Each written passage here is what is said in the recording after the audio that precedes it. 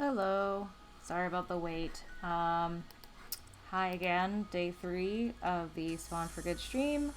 I am Kat, and I will be streaming for the next couple of hours, working on some more game development stuff. And in case you're curious about why we're doing this specifically, it is for this company called One Simple Wish that works to help grant wishes for foster children around the United States. Right now, we're up to 12 wishes granted. And just as a note, you don't have to actually spend a ton of money on this. There are some wishes that are even as low as $10. So definitely check out the site onesimplewish.org/giving/spawn4good and see if there's something on there that you can do for kids.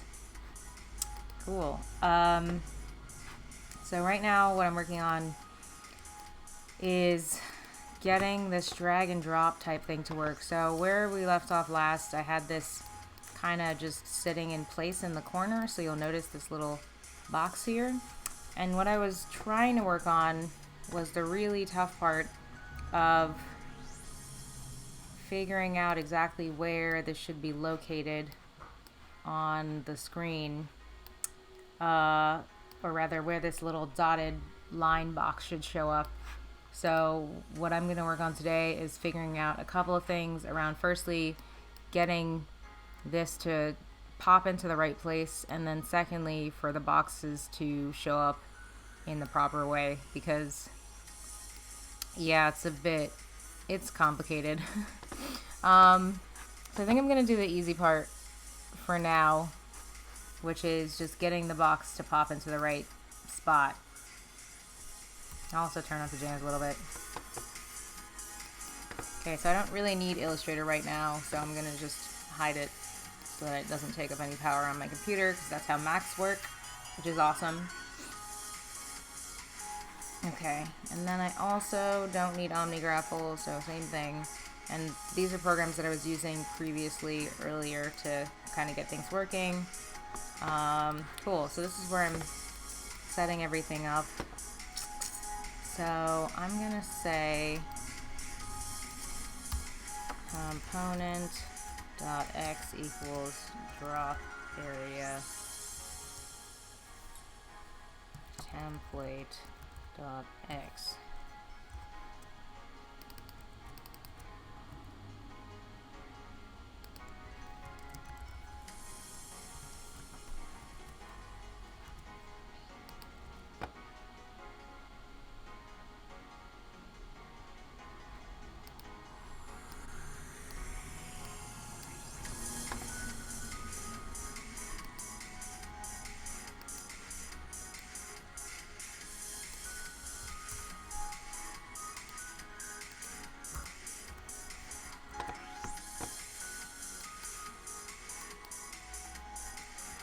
So what I want to happen is when this thing is placed, that it should go to the exact spot where the other thing is.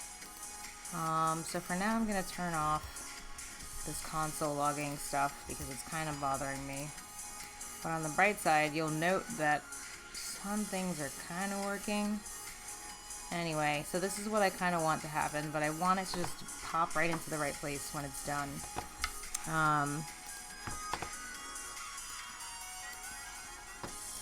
It's definitely doing the placed function. I'm just not sure.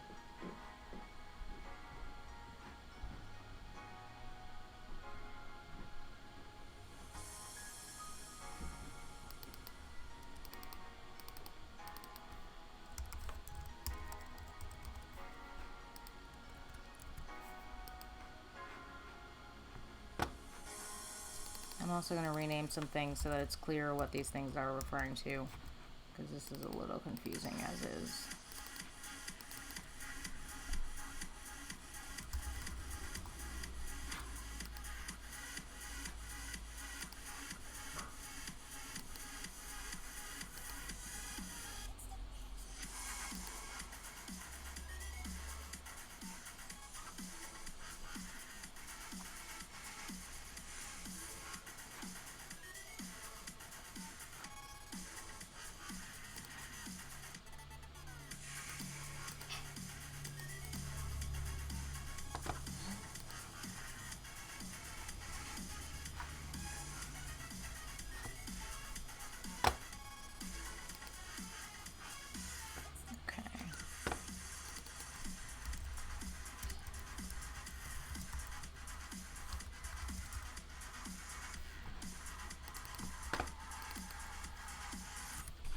Okay.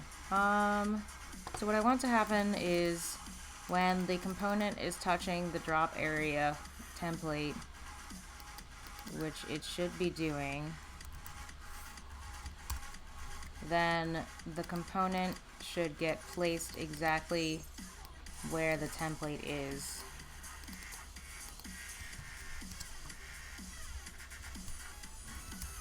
So what I'm going to do is just see what happens when I component dot x plus, and then I'm just going to have it state exactly where it is.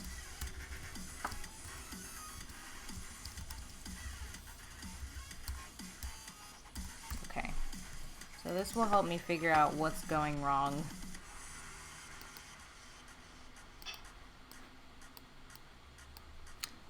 Okay, maybe it's just that I need to do a hard reload because this thing is being weird. I bet this will solve like 90% of my problems.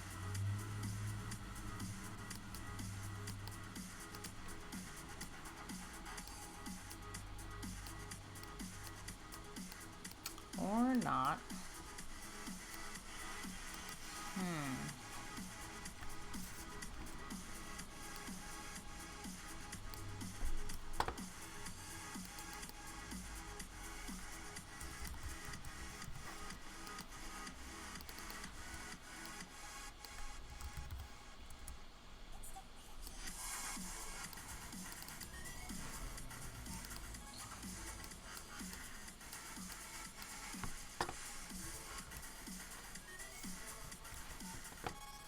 Trying again.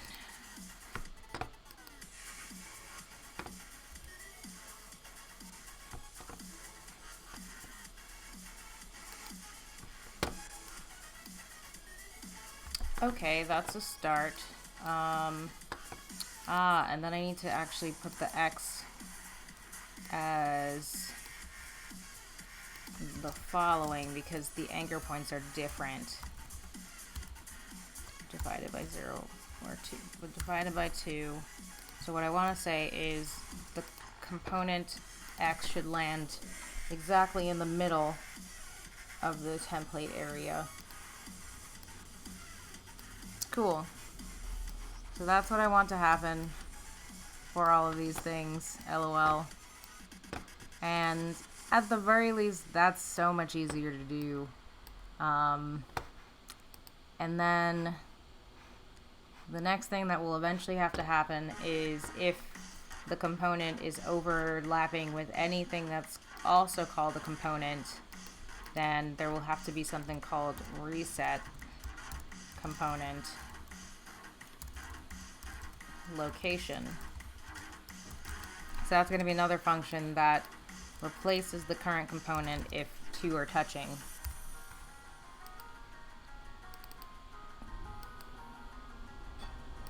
So this will be new component, and this will be old component.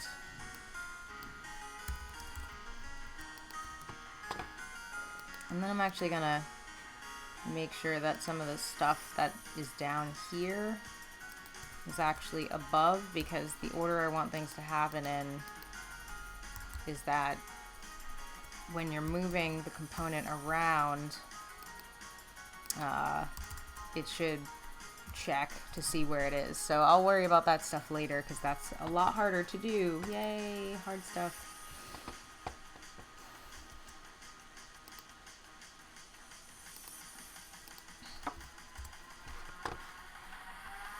Okay. So it's good to know that this is working properly. So then I'm gonna say, for the meantime, reset component locations should check. How should this work? I think I'll drop it in here.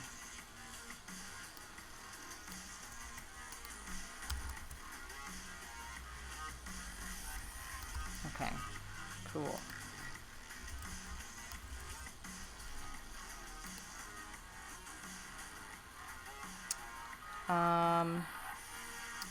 actually, we're gonna put it in here.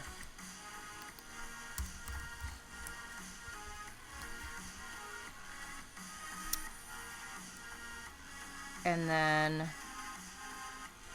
we're gonna do component again. And then I think,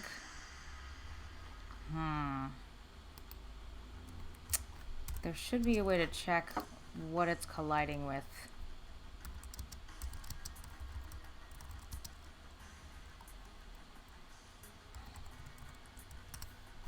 But I have to Google that because it's been a while.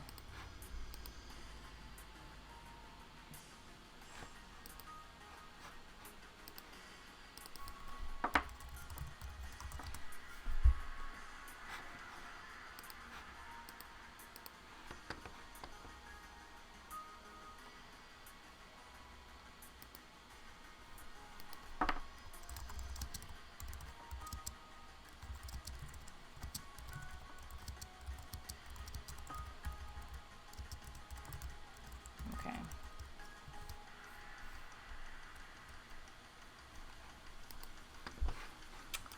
Let's see.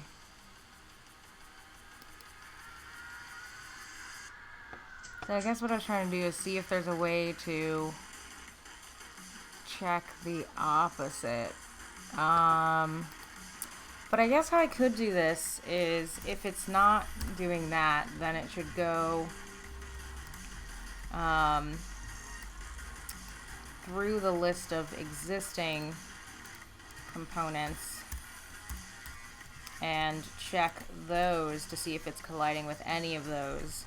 And that's when this happens.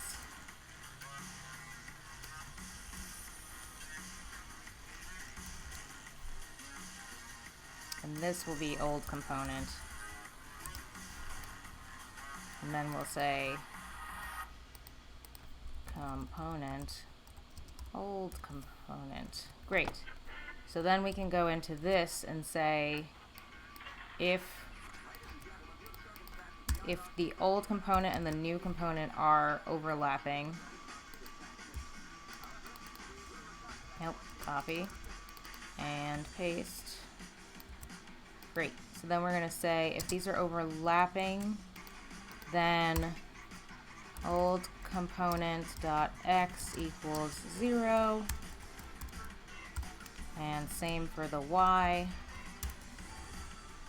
and that should get us going where we kind of need to go. And I'm sure later I'll make this way nicer. So if this is the first time you're tuning in, also I'm working in this game development framework that is called Phaser, and it is a framework that I use specifically because it's JavaScript, and I do a lot of web design and development, so it's very easy for me to get into working with. So I'm just going to test this. Okay, so then if I move this one here, that's not working. Why is that? Oh yeah, that's because we put this in a weird place. So I'm gonna actually say else, because duh, the only time it's gonna hit that is if it's in the same area as the drop area, so that can't ever work outside of or inside of that if we have that written that way. Okay, and then reset component. Oh, because I probably, yep, I always forget function names to include the this in the function name, so that's kind of my fatal flaw of writing things this way. Yay. Okay.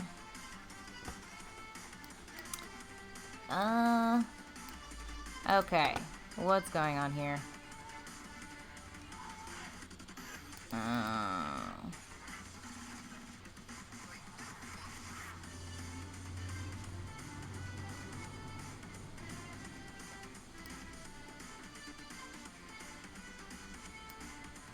Alright, I'm just gonna write this out a little bit.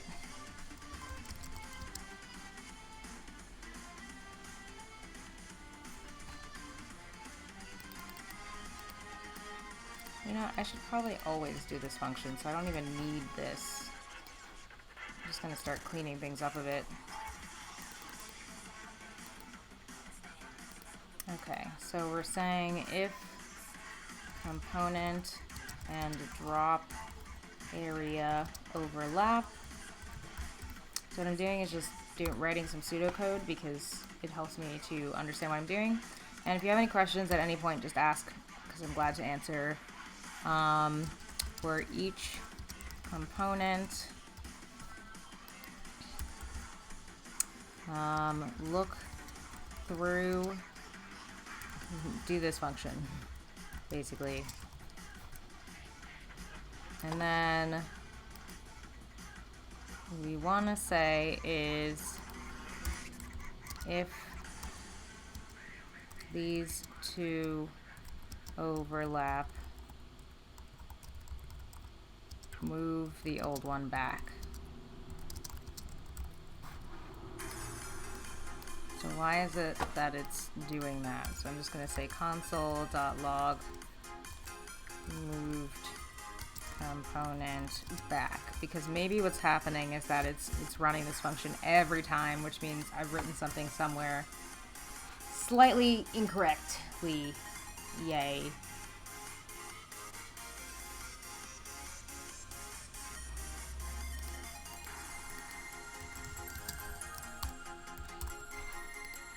Also, if the music's too loud, just tell a cat I'm allowed to turn things down. Okay. Okay, so it's moving it back, and it's doing that 8 times. So that's weird.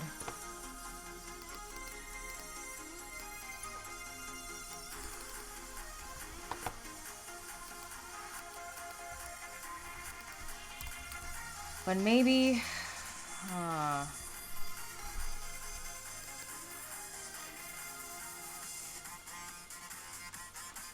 So maybe what let's do is instead move this to the place component area, because that kills the need for any of that. Okay. And then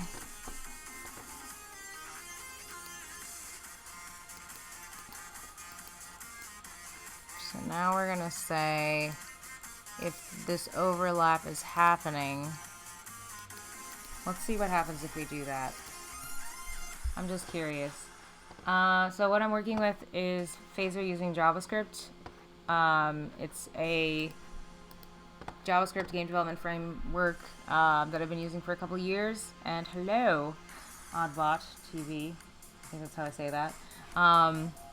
And so I'm working with JavaScript. I also, you have to run this on a server. So I'm using a localhost server made with Python.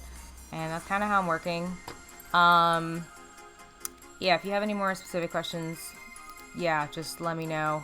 Right now I'm just debugging some stuff because I've written something incorrectly somewhere. Okay, so this is running again for all of the components in there, instead of literally just checking to see if this is overlapping, which is very irritating. And I'm trying to figure out why this is happening. Yeah, Phaser's great. Let's see. Okay, so maybe I should just move this out. And then if it's happening, then maybe that'll help.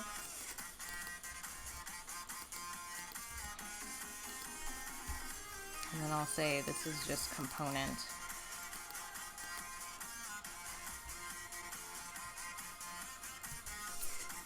Yeah.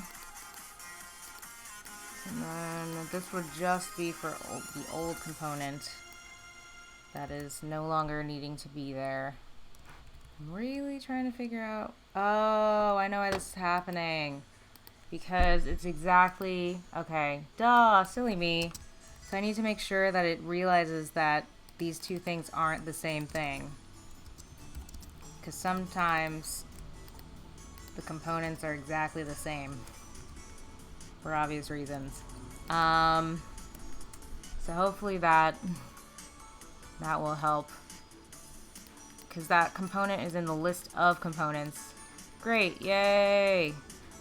Success! Huzzah! LOL. It's the little things, people. It's the little things. So what I did was I realized that the component that I was checking against exists in that list of components. So I have to make sure that the component I'm looking for is not the same as, like, it can't be touching itself, so that wouldn't even make sense. But I had to write that in there and say, oh, this component, as long as it doesn't equal itself, then move it back. Which is like, are you freaking serious? But anyway, you know, that's life. I'm gonna commit some code because that makes me feel better about things. Because I have a really hard challenge that I need to do next.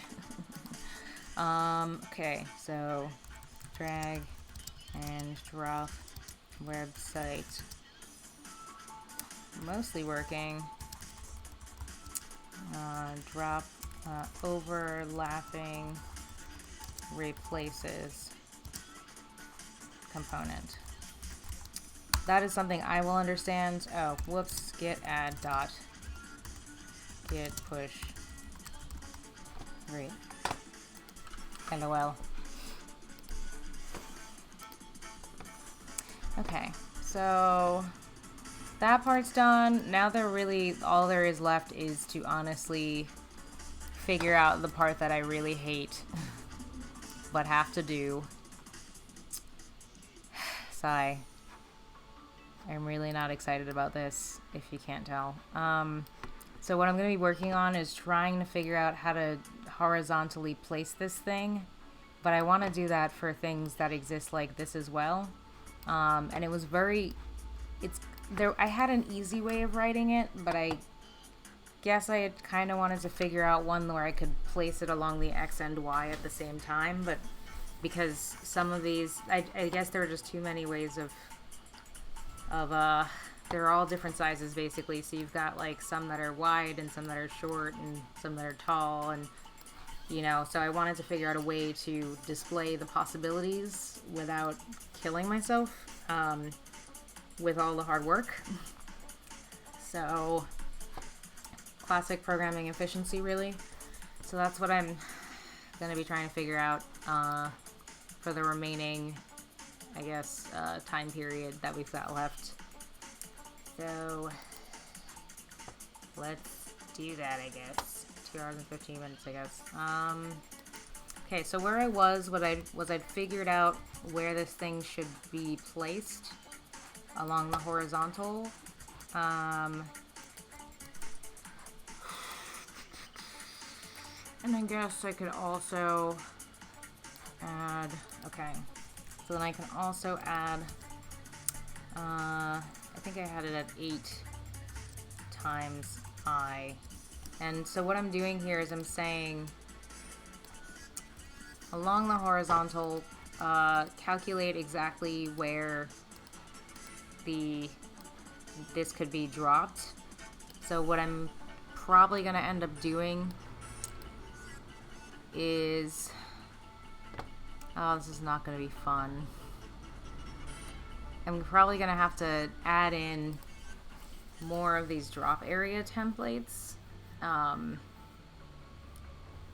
which is just a lot of work, but I'll figure it out. I'm going to just do it. Templates equals game dot add dot group. And then I'm going to move this because what I'm going to have to do instead is actually draw the templates. Oh god, this is getting out of control. See, you always think your game ideas are so simple and cute, and then they just balloon. And this is a single freaking minigame type thing, so let this be a warning. Okay, so I'm just gonna put that there. And then I'm just gonna say that the template should go along a template X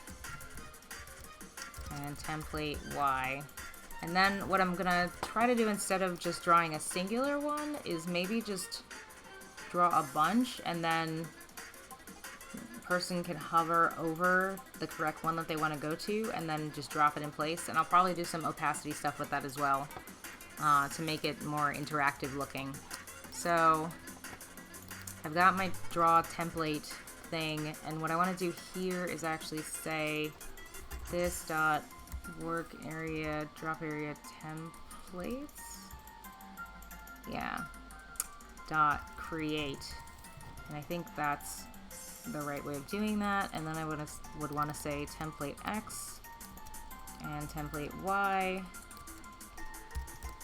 and then I gotta pull in the other stuff that I calculated somewhere. Ah, yes, here.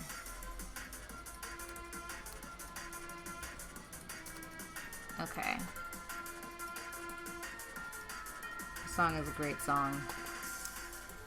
Okay, so instead, I would just... Well, the nice thing about this is that I'm going to be able to create and destroy the templates when I want to. And it's a singular line. And then I guess I could have destroy templates. Actually, it's really not that hard to, like, kill them where they need to be killed. Okay, so visible. Okay, so then I'll just say, and then I think there's a for each somewhere, yes. So I just want to do the same thing here, but I want to kill each one when the component is dropped because it doesn't matter anymore. So this is gonna be okay. And then I'll just say template dot destroy. I think you need that. Okay. So yes, visible. Great.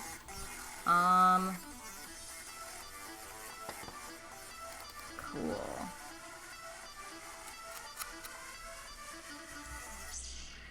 All right.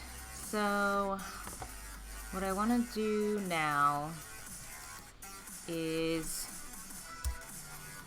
yeah, this is gonna be the way I think I have to do this. So I've been trying to figure out for a while exactly how this should work, and so what I'd have to do is draw a template, and then I'd have to put drop X locations X in here, and then I'll just start with, where's the Y at? Yeah, I'll just start by putting that there and see if this works.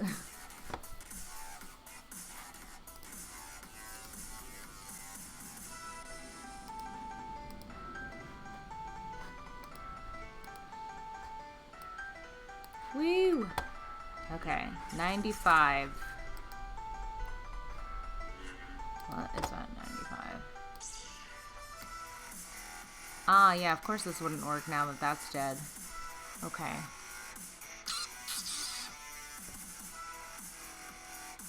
Oh, so then this should just become the selected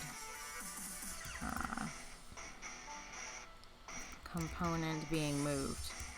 Dot width. Okay. I just have to make sure to remove any references to the drop area template that are currently being called. So that's gonna, a lot of the stuff is gonna probably cause some issues. Ugh.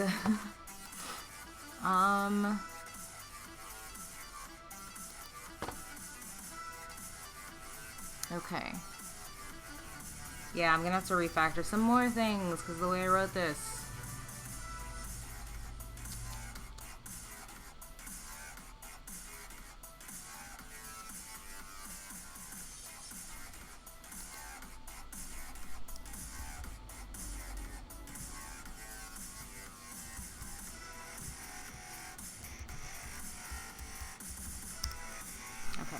Let's see.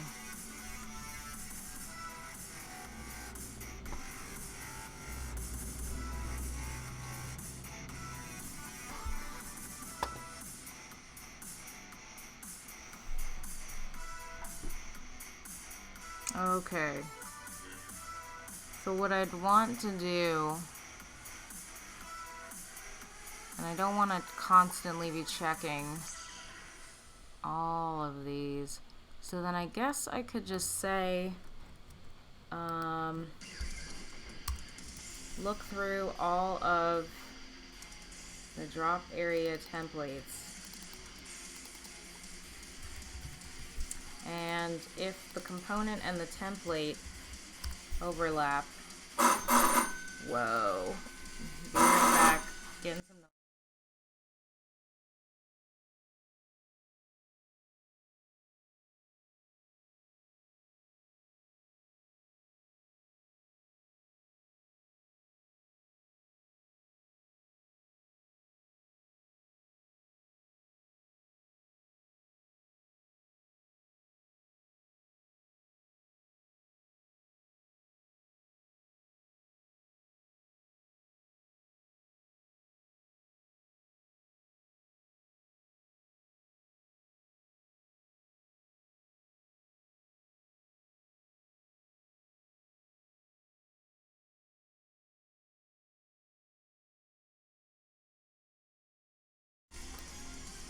Alright, sorry about that. Package delivery is my fave.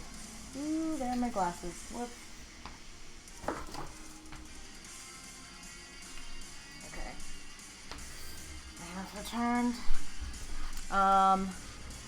Yay. Okay, so getting back to the development work. So what I'm doing now is I'm just checking to see if the component and the template are overlapping, and that's when I then drop in the component to the right spot, and that should work. So I'll just leave a comment.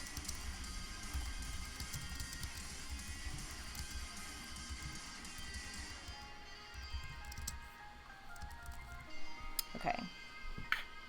Okay, template. Okay. And then I just want to see where else.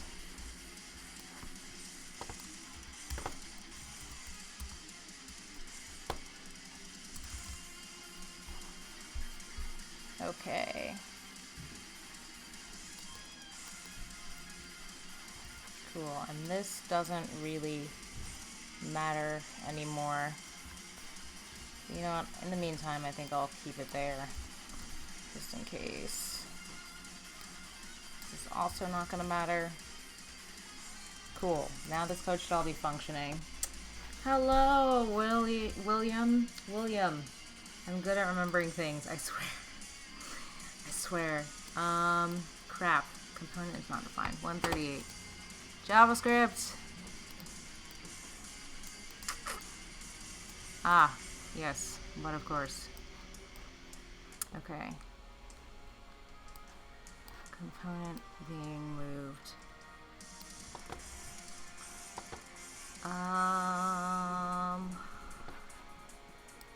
Okay, cool. Sorry about that. I'm like, when I like remember someone's name, it like takes me a while to append any updates. I am basically a computer. It's terrible. But yeah, that always takes me a bit of time. Let's see.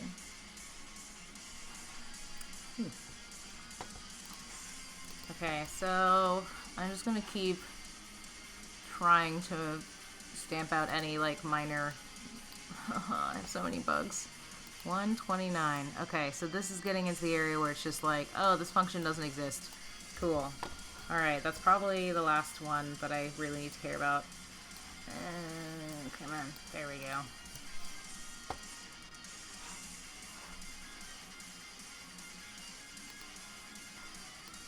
Yay. Okay, well, that needs to be destroyed. Why is that not? Oh, I probably put this. Okay, drop component, and then you should just be dead. Why aren't you dead? What?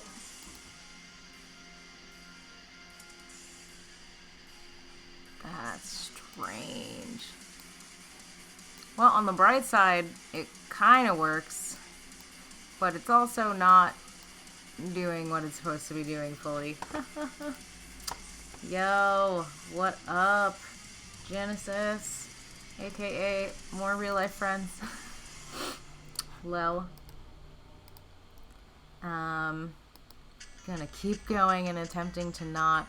I don't know what's happening, but alright, we're getting somewhere, but for some reason, you know what, I'm just gonna see if each of these is actually being destroyed, because console.log is my life. And then I'll worry about some other stuff. Programming. Programming is a mess.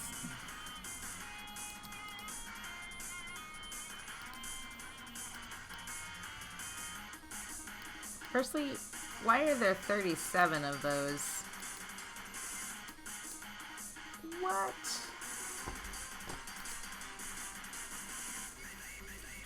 Okay, that's interesting that it's creating so many. Because literally, this amount is like 3. So I really don't know. Oh, it's updating constantly. So that would happen. Yeah, okay. Man, this is why I hate using the update function. Sorry, I totally thought about that phrase before I continued talking.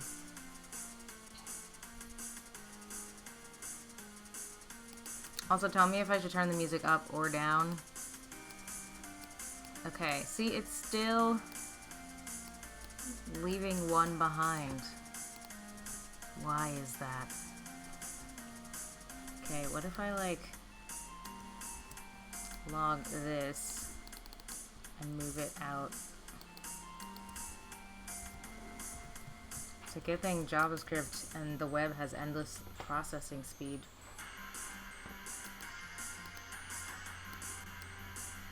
My god. Okay, what's in here?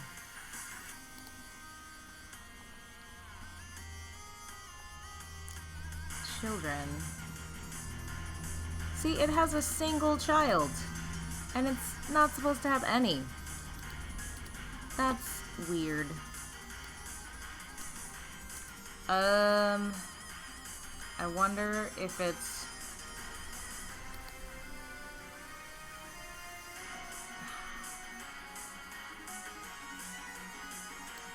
I'm not sure why this is happening, but I'm gonna just create a destroy templates and then call it from several places.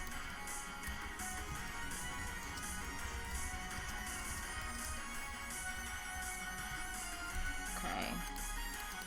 And I know that works, so I'm just gonna not do that. And then I guess I'm gonna just go back to my function and this dot destroy templates. So every time it checks the component location, and by component I mean these little thingies here. So every time it checks the location of them, it's going to destroy wherever it was before. And I can make this like better later in that I can check and see if like if this thing is already populated. And I guess if I'll like make it more refined later, because I don't like running things constantly if I don't have to be, because I understand processing power is a real thing. But that's not what I'm worried about right now. What I'm worried about is making this work and then making this more efficient later, which is classic. Well, it's me being lazy mostly, but you know, whatever works. Okay, and then under drop component, I also had one of these. So when it's dropped, it's really supposed to kill everything. And then I'm gonna move this here into the destroy templates. And then maybe I'll just call children. No. dot length. And what that's going to do is just check to see how many children exist in this group that I created, and that will tell me if I have terribly messed this up, which I hope I did not.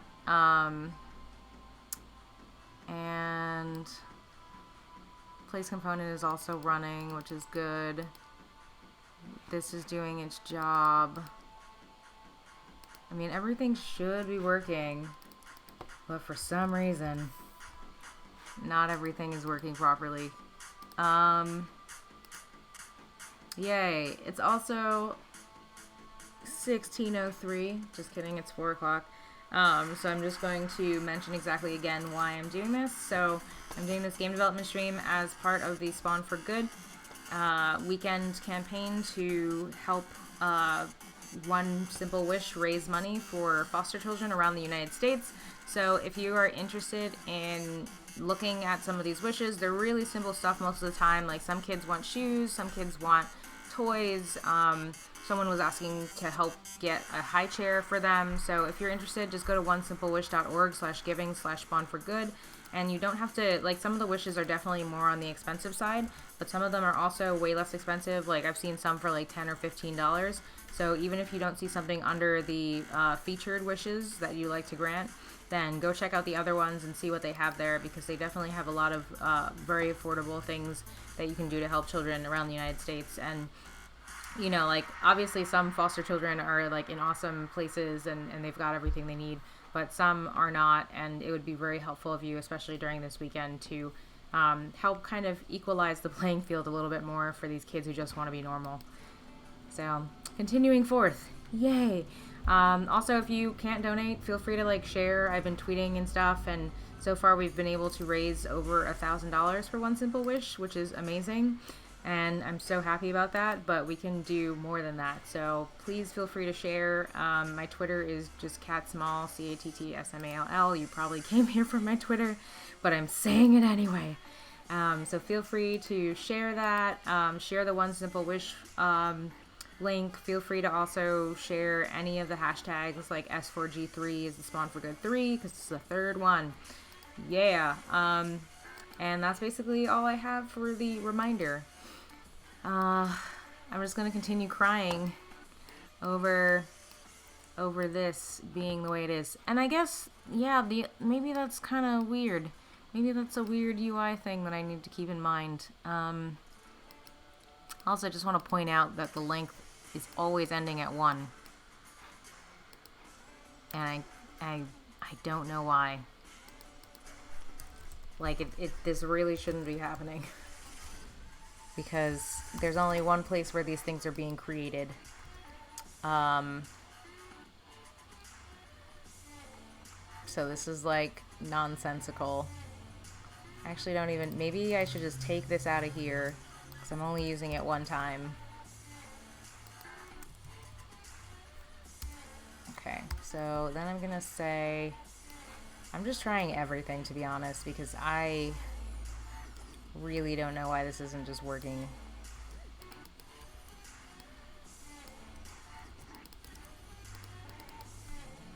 Like, it should just function. But it's not.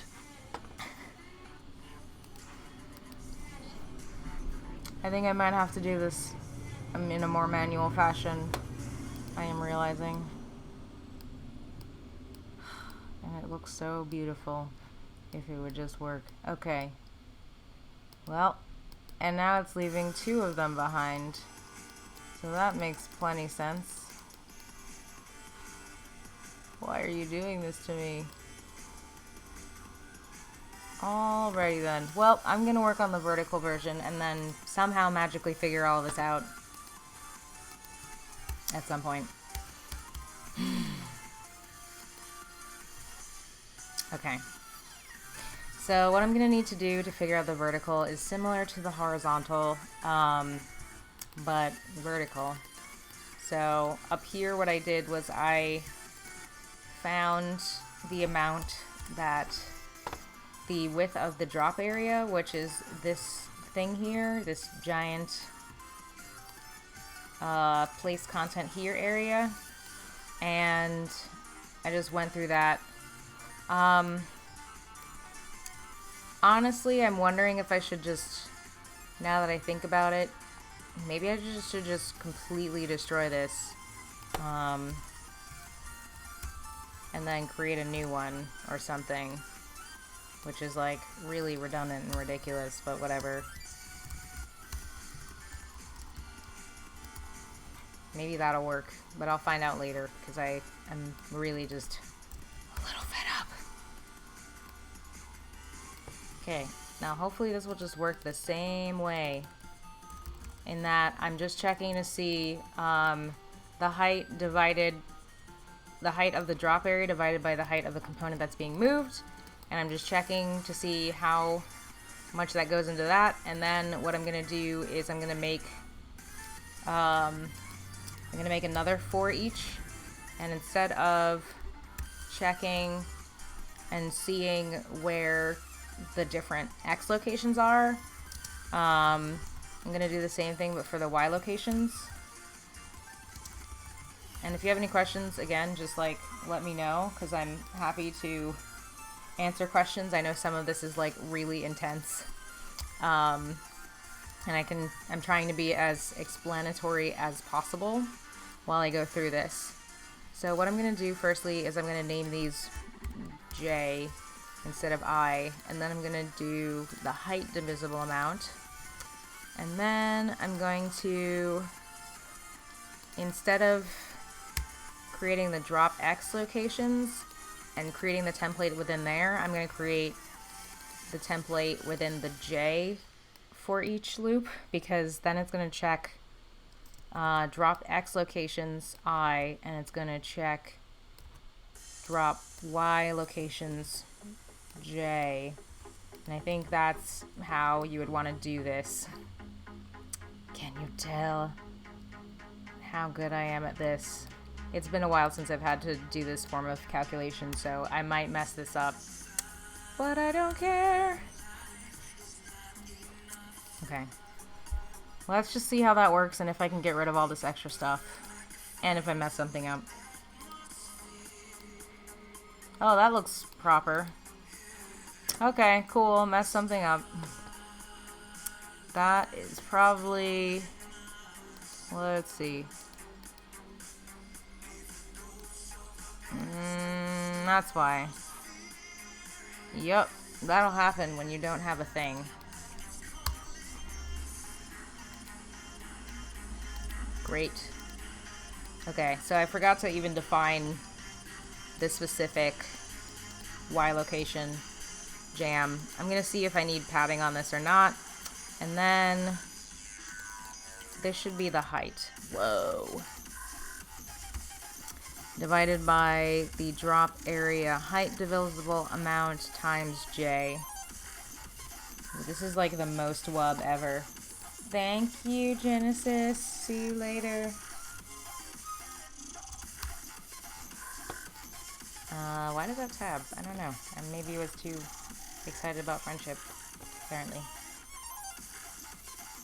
Oh my god, the wubs. The wubs are intense. Okay. Cool. That kind of works, but it kind of doesn't, because this is here, and that's wrong.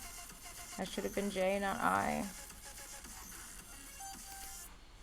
Okay.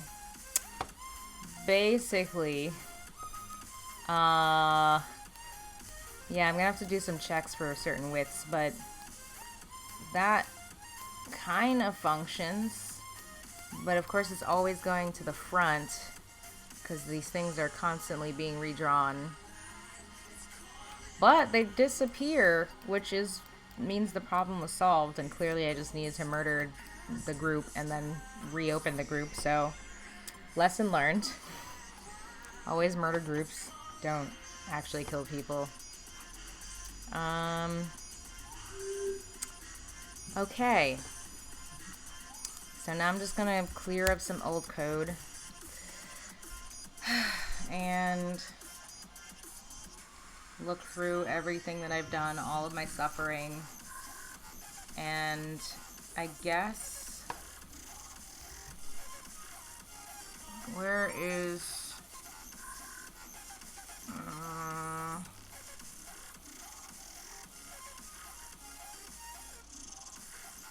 okay, here it is. Okay. And then... I think there's an easy way to send to back.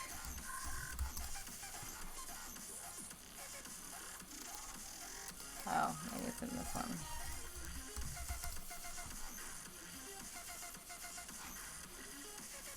Okay, cool. Okay, and then I don't actually need this to be a specific template. Oh, that'll do it. That makes sense. Okay.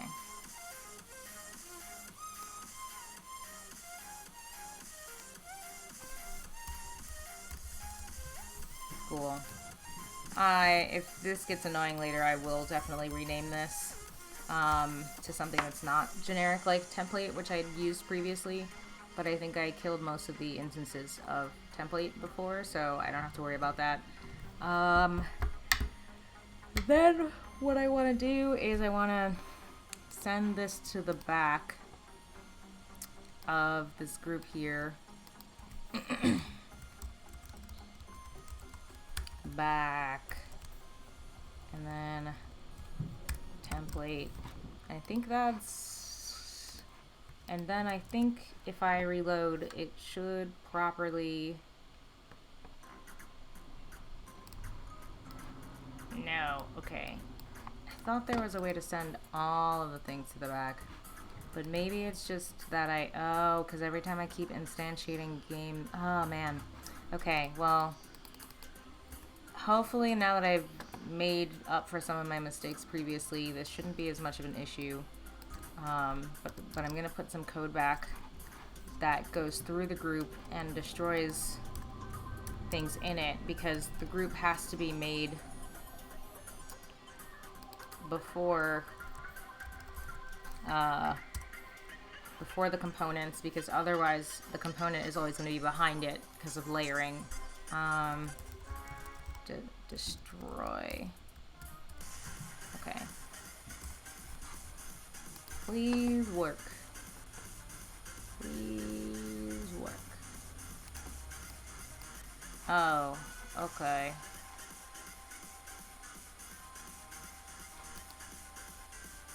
You for real? Detroit. Can I just take this moment? Can I just take this moment? Thanks, everyone.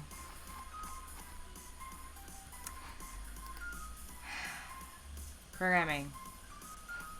I should get like a linter or something, but I don't think there's a phaser linter, so basically life would just suck. Okay. Whoa. What?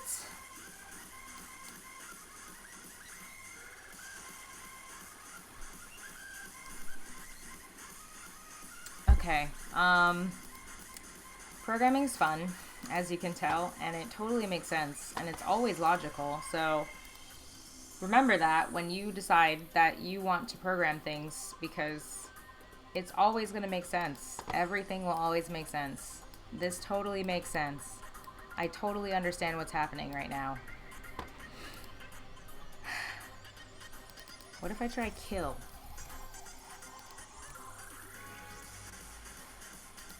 Maybe it's that I have to do children. Like, I don't understand what I'm doing wrong. Like, this should just work.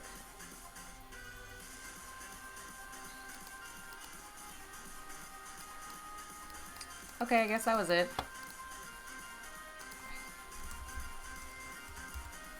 I don't know why I need that there, but I'll take it.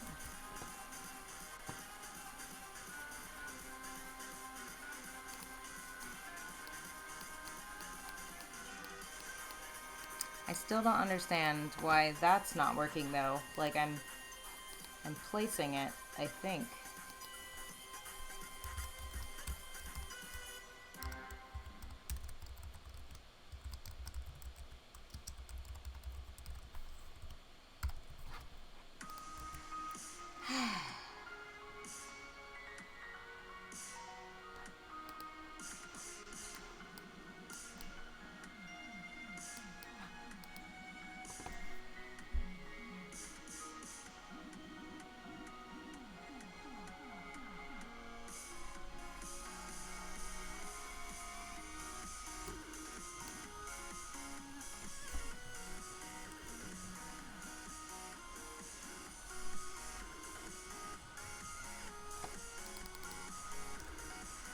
I just want to understand what this is seeing.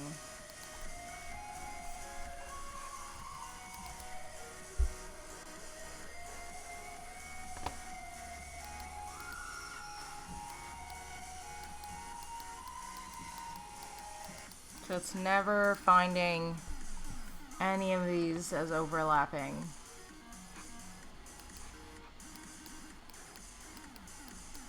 Okay. And what if... Okay, if that still works.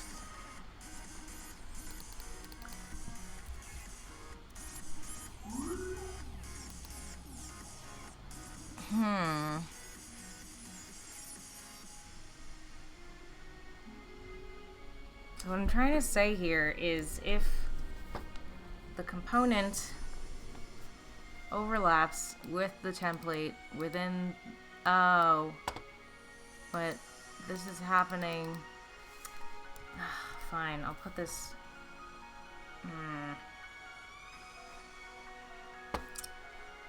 This is hard. You know what? I'll just put that there. Cool. Send help.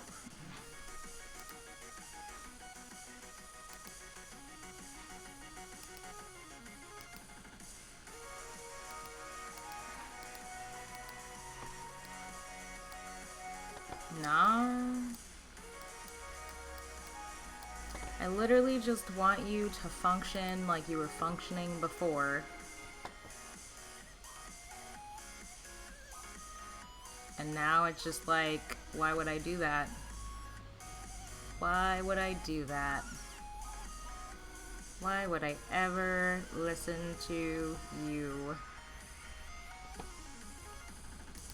Oh. Well, that doesn't make sense. That can't be why it's doing this. It's not even saying that it's working.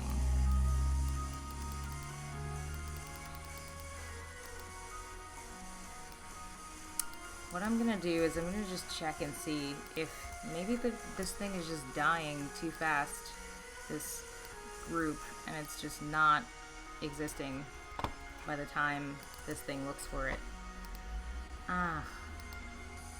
It's not how you're supposed to work JavaScript. You're supposed to check things in the order that they're written. Okay. Children, children, children, children. An array of 664. Wowee.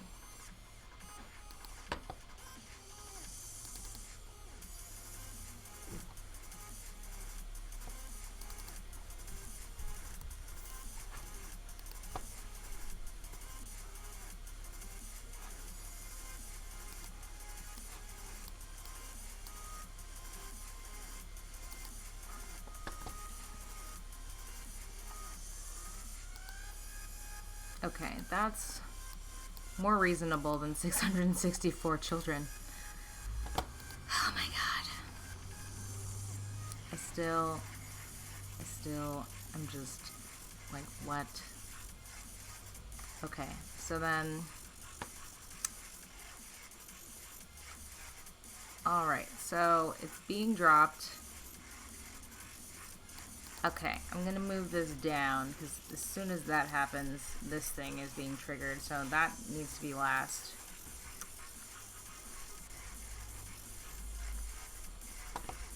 And... okay. Are you still deleting your children? You're still deleting your children before that can happen. Okay.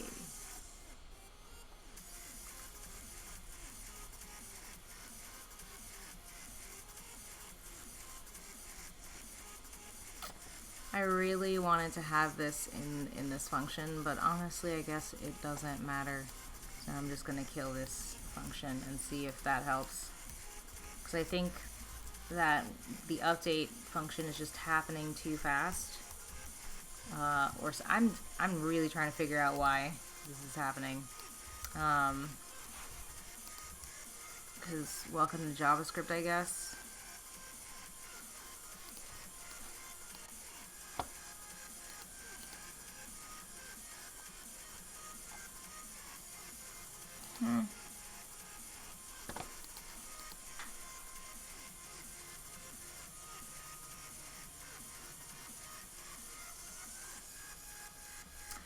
Okay, then, instead of doing that, I am going to have to create, I'm creating so many functions and so many other things. Okay, so that is in the right space, that's in the right space. Okay, this dot current template equals, and then it's just going to be a blank thing. Cool. So what I'm going to do is check the update function to see if this thing happens to be overlapping. That's not the one I wanted. Where's the okay. Let me just take this whole thing. Copy. And then update. Cool. Oh, this is so sad.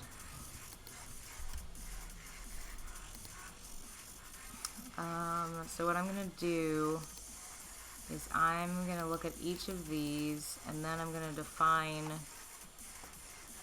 the active template or current template as the one that's touching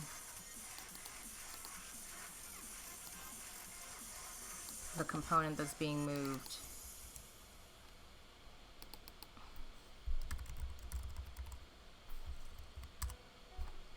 And I'll say template. Oh my god.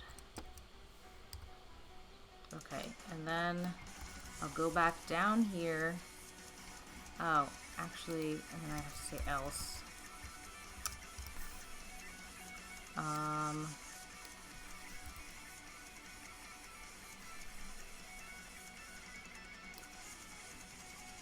Yeah, I'll just put that down here for now.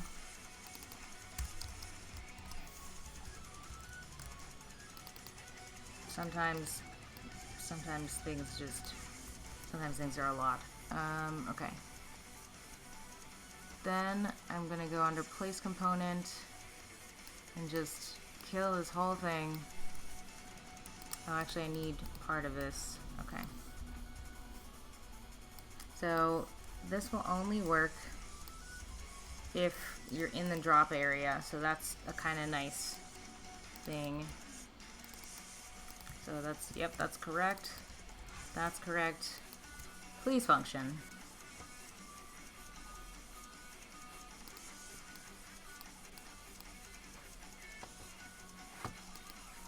Why, you know.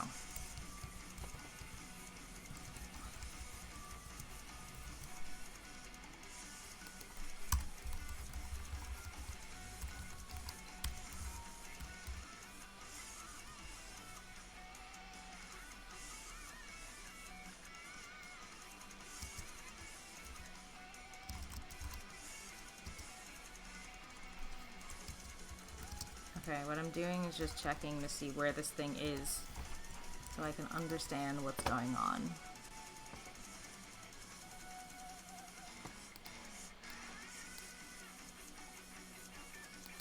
Cool, so this .current template is, I guess, it also dies as soon as that, okay, so I'm gonna get that out of the update function. You would think I would learn. And then I'm also gonna just console.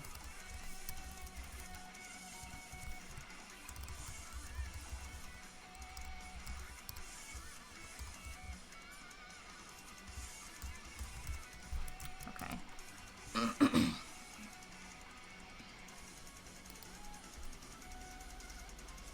I literally just want this to make a semblance of sense. Maybe it's if I do that, you know, like I'm really just trying to I guess I've like gotten to a point where all these things are just in too many places. Okay. Well, firstly, it looks like this isn't even functioning, so I guess children again. Function and then template. You're supposed to work.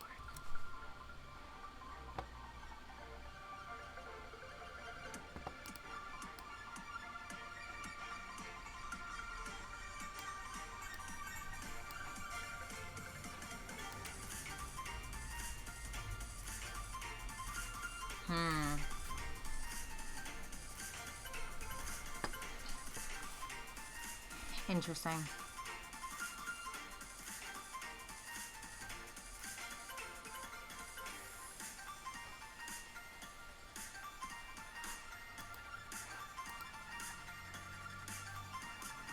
See, I know this one's working. So funky. Fine.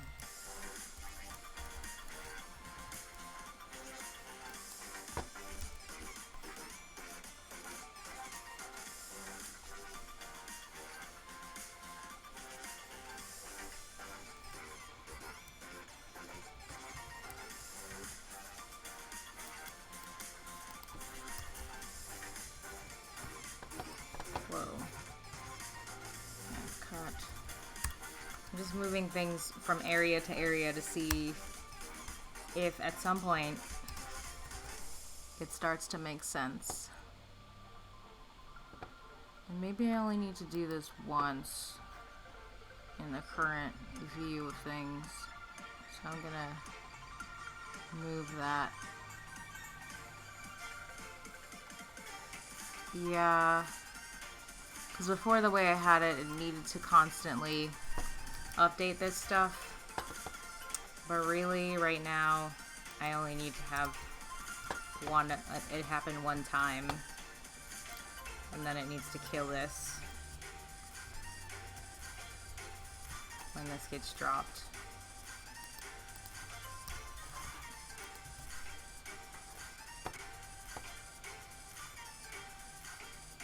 I'm really sure I'm gonna get this later when I'm like asleep. Oh great, we have that bug again.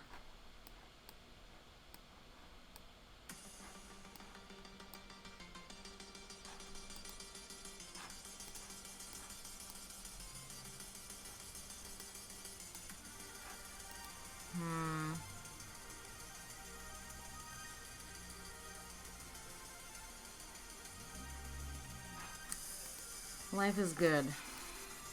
Okay. I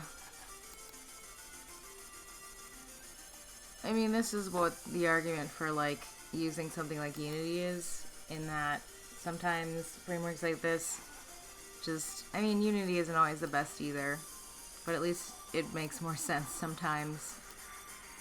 And with this one, it's just like, sometimes you get really lost in all the things that you're writing, and it's very, very easy to just like spiral out of control with all the code that you're writing. So I think I'm gonna like try to clean things up a bit so that I can have this all be a lot more clear.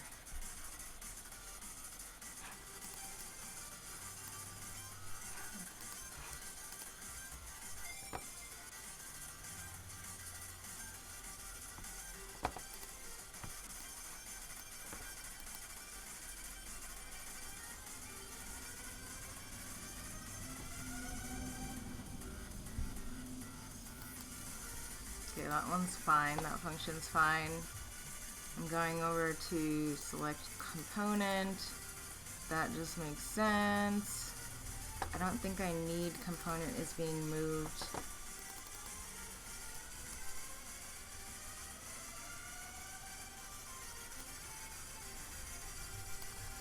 I will put this,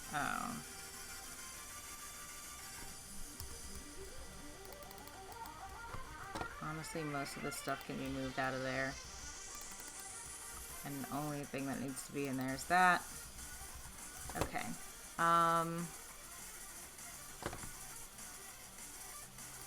This should really be called something more like generate drop area options or something. I was calling them templates, but template is kind of the wrong name.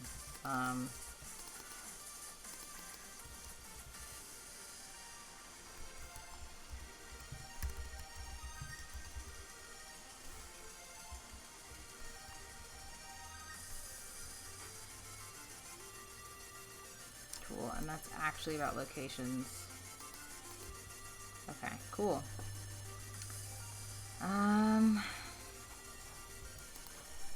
Okay, this stuff mostly made sense before, and I think is still true. But now I don't really need to do that there. I just need to destroy the component templates when it's dropped.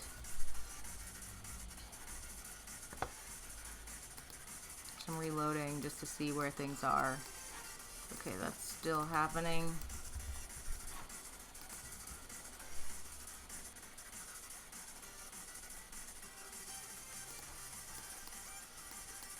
Yeah, it looks like you really got to kill those things, which is interesting.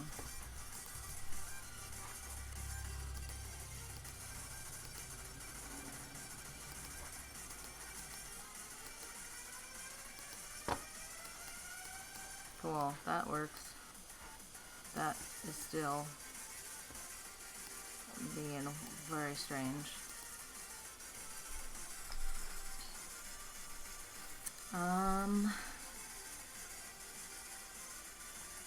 Okay. So I'm going to keep going down the line. So under drop component, check if this is overlapping. If it's overlapping, place it down.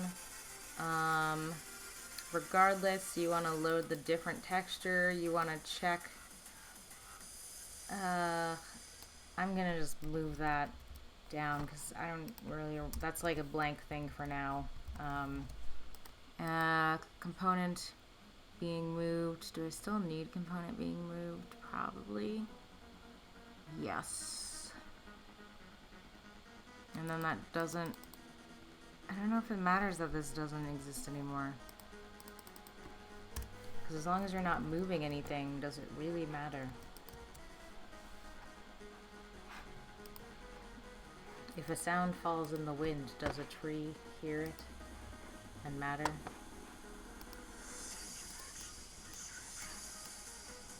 Okay, cool. Good to know that undefined is still undefined. Okay. Continuing down.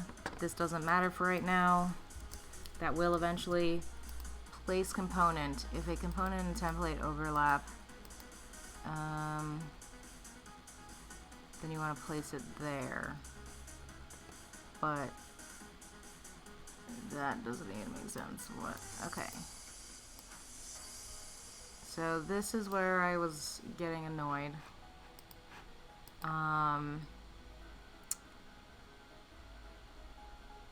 Because there should be some kind of current template thing, but it's not showing up for some reason.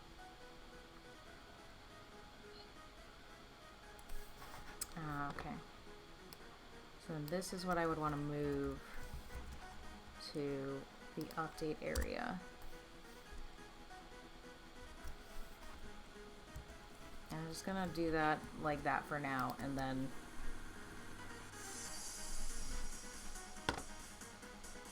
see what happens. Still undefined. Gentle sigh.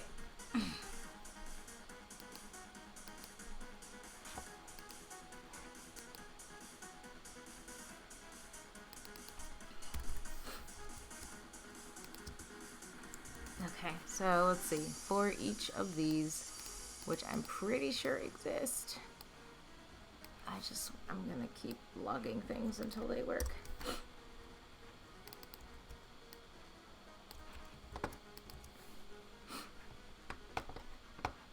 Why you do this to me? Okay. So it's definitely going through each of them. And it looks like it's doing that pretty consistently. And then what if... Okay, so it looks like the issue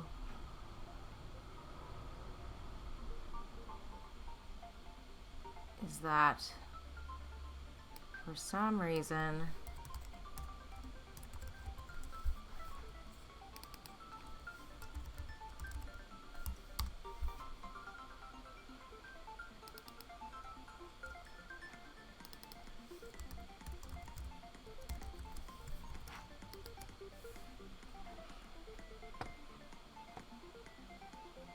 this is gonna be a lot.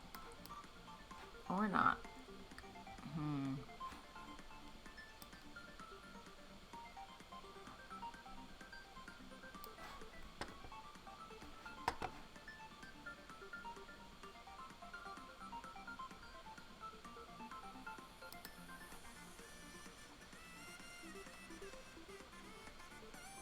Okay, so this is real. Is the template real? Like, what is happening? Oh. Oh boy. See, every time it's something so simple that I forget to do it. And this is literally the fact that this template is not enabled for physics and overlapping of things.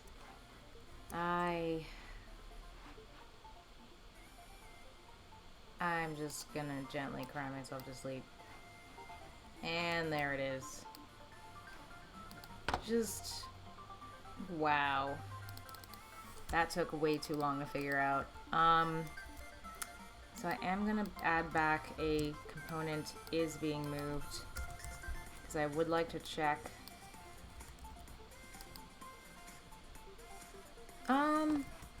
Actually, maybe I don't need that, and maybe I can just move this and see what happens if I move this to drop component again. So maybe now that I figure that out, oh, whoops, Control A, Command Shift R, great.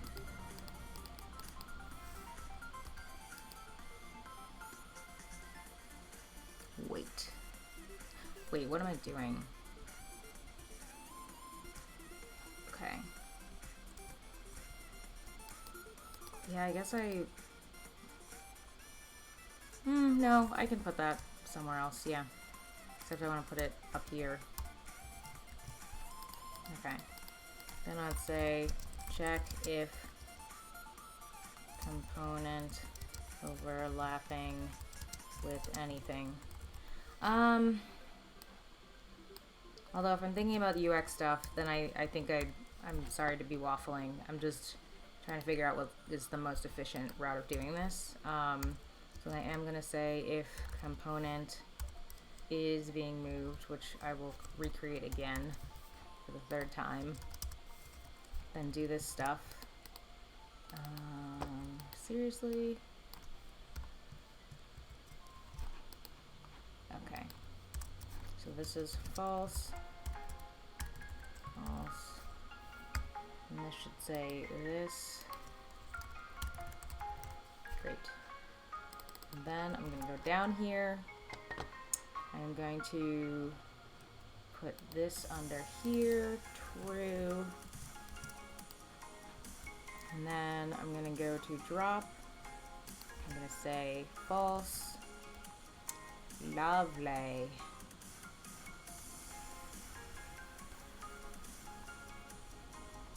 I'm just making sure everything is properly aligned. Okay. Cool.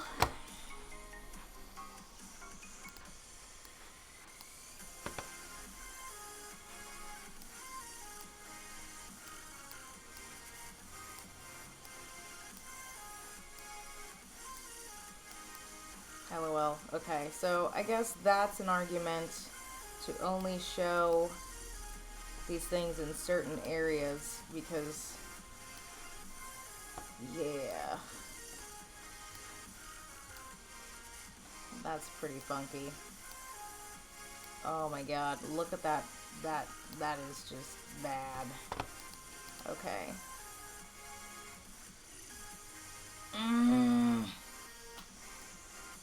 Alright, it looks like I'm gonna, for the sake of processing speed, have to cut back on how much I'm generating things, because the browser can barely handle keeping up with this, and this is my MacBook from like not forever ago, so I can only imagine what it's like for other people. So I'm gonna just have to figure that out. Yay. My god, that is so slow. Okay. Maybe.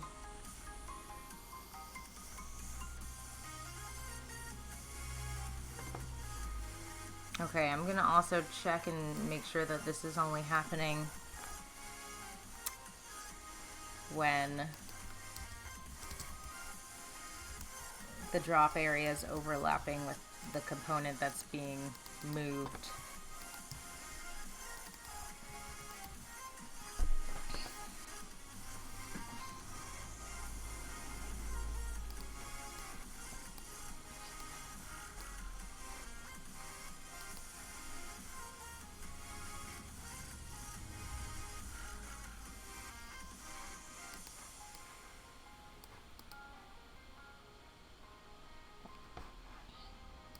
Word.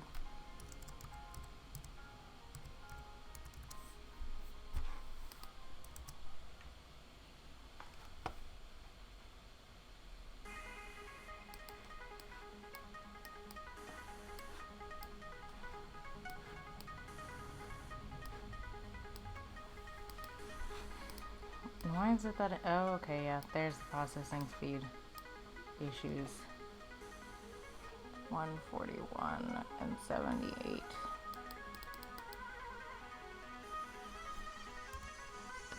Oh.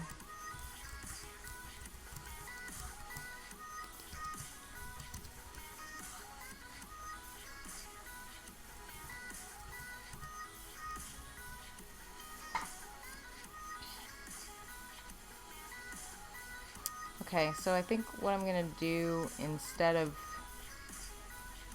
constantly checking that something's overlapping, is I'm gonna do some other fun stuff with this.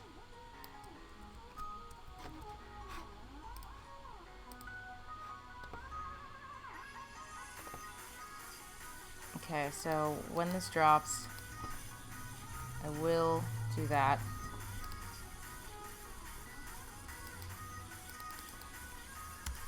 Just making sure this code is right. Okay, yes.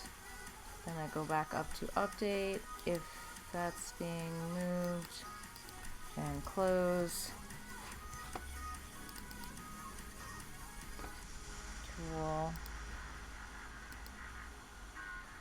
I'm looking at the slacks.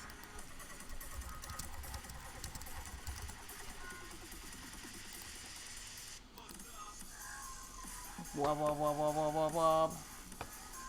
Weeb, weeb, weeb, weeb, weeb, weeb, weeb, weeb, weeb. LOL.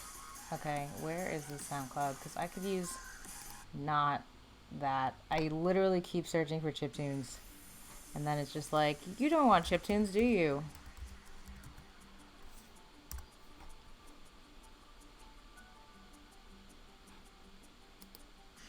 Okay, let's try a random thing like this.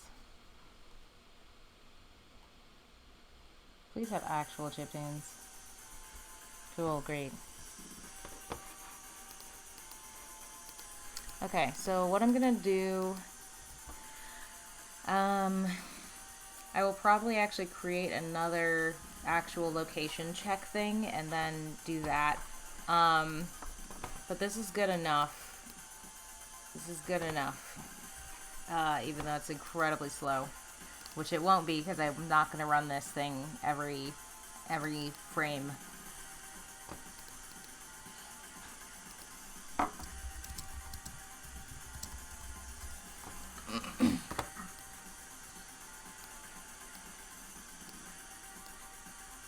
Okay. Word.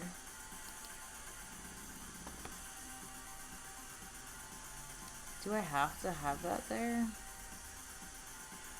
Ah.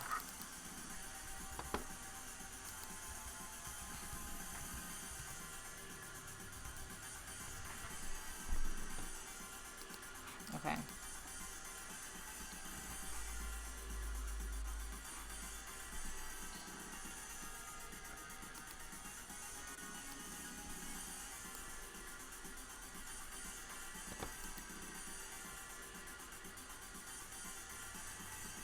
That makes me a sad. The only thing that runs quick enough for this is the update function.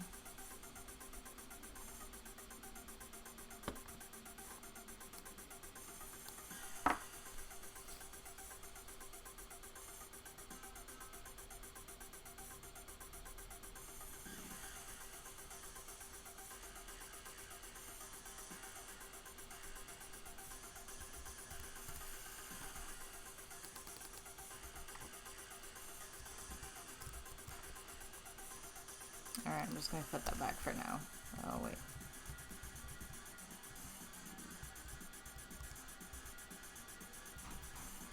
Okay.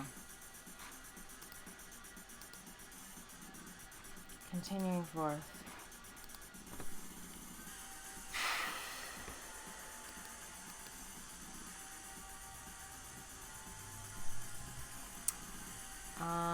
What I want to do is properly fix up where these things are being drawn. So I think that's kind of an issue.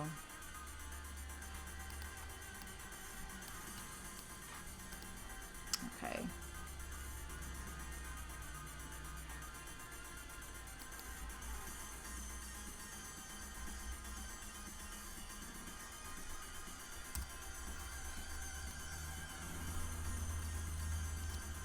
So what I'm gonna check is, what I want to do is say if the second of two divisible widths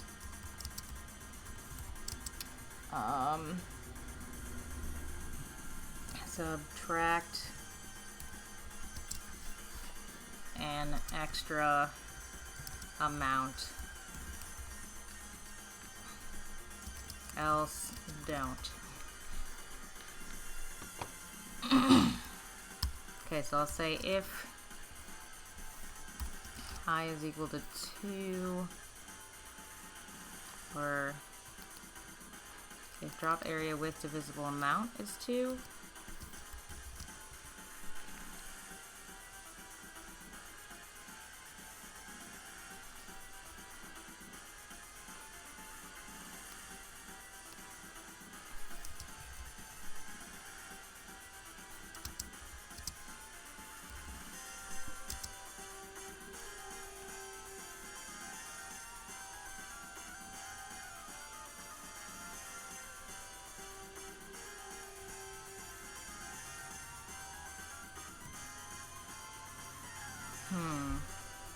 Firstly, I'm actually just gonna console all this because I need to remember exactly what I wrote before.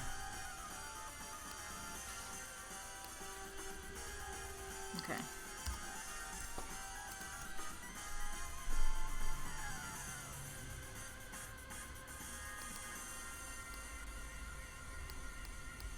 Okay, so that is divisible by 2, and that's by 3. And then, okay. Cool. So then I'm just gonna also check I in this case, although I'm pretty aware of what. Okay, so that's 0 and 2, and that stops at 0 and 1.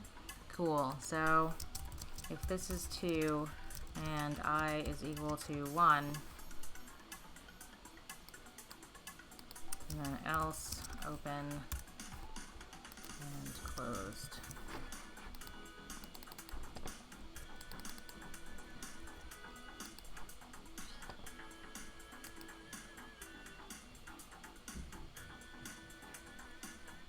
And then I want to say that this, the X is equal to drop area X plus the width, but it's only supposed to be divided by 3.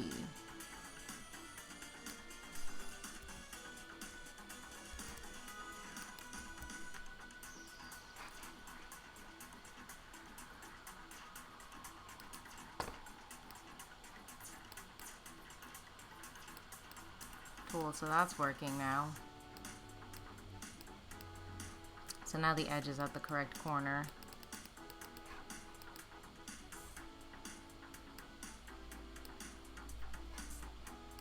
I'll have to make this thing slightly wider so it's properly spaced out. Because I noticed that these are working, but this one's still slightly off.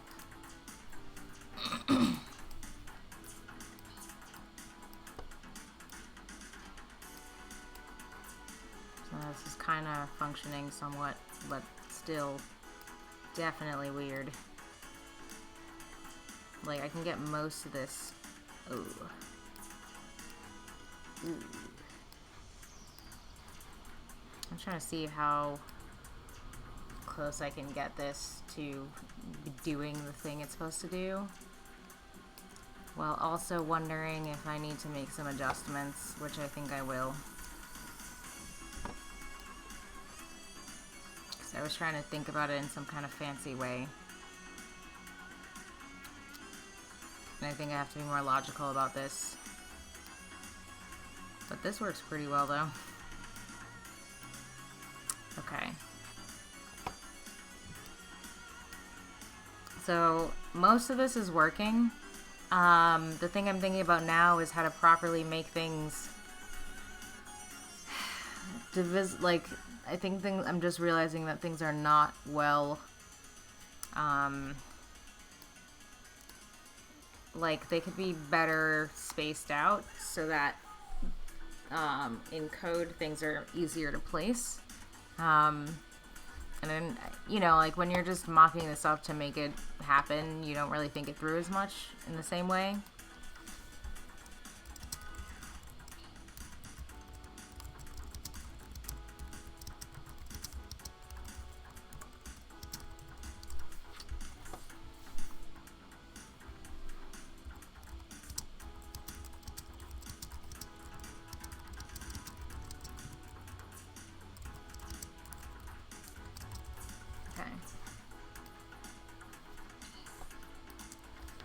So let's continue. Alright, most of that is done. One thing I'd like to do before I move on is, I guess, figure out if there's a way to place all of them. That would trigger, okay, so then all of them are on the thing.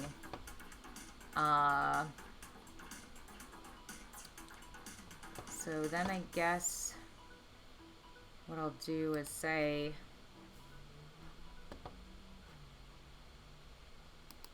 okay, so that's good.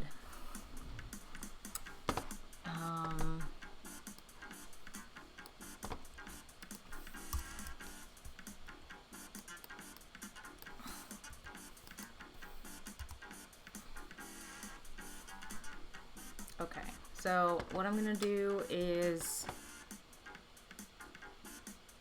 check each of these and apply a property that says, oh, this thing is either placed on the drop area or it's not. And then I'm gonna use this check website progress to check if all of them are placed or not, and if they're all placed then you can move on, and if they're not all placed then you cannot. So I'm going to do this in kind of a janky way, which is first thing I'm going to say that this has been, so I'm going to create a property of the component being moved called placed. So I'm very simple about these things. And then if it has been placed, then it will be set to true. And then I'm going to go into here and I'm going to say if this dot components, is it just components?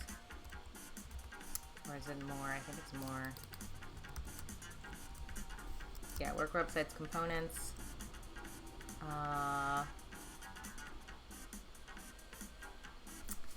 Okay. Now I wonder.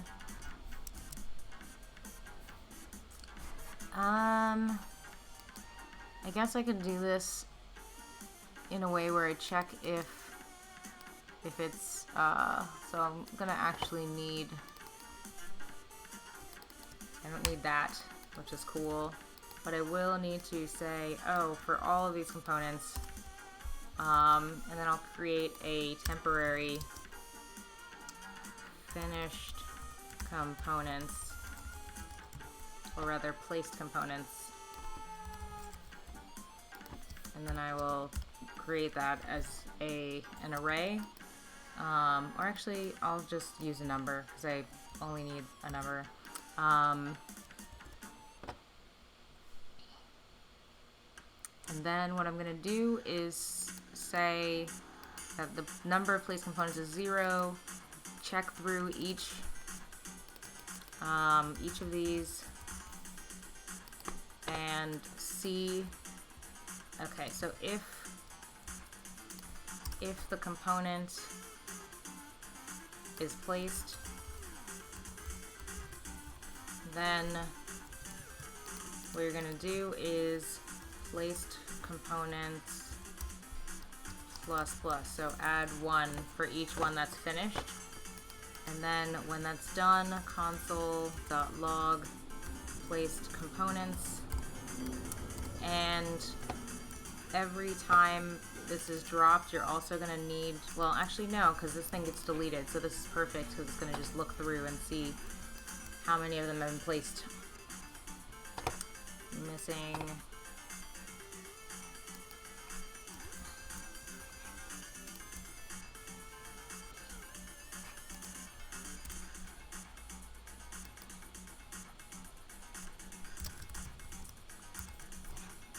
I always forget something.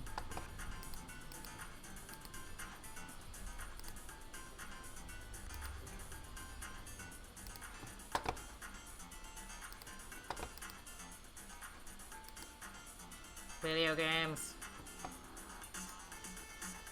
Okay, let's see if I can remember how to get all of these on there at once.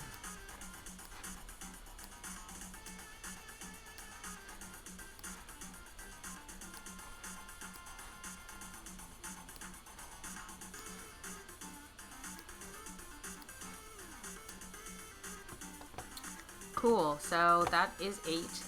So that's great, because that means that we can then drop in the outfit select stuff. Okay. So we're going to go back to the area where we create everything. I also noticed that this layering should maybe change a little bit. So I'm going to put this above certain things.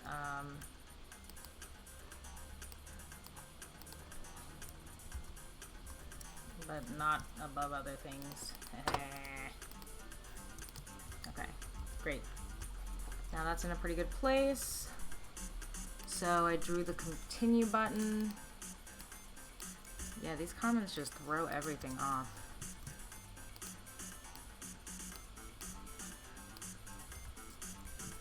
Okay, great. Then I'm going to go to the bottom, because I think at the bottom you want to have a continue. Great. And then, so down here we want to have a way to continue on. So then what you would do is change the state once the continue button is pressed, And we would want to go to work coworker, I think.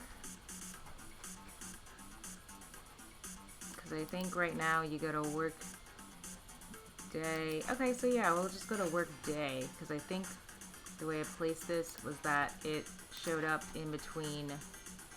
Yeah, so work day.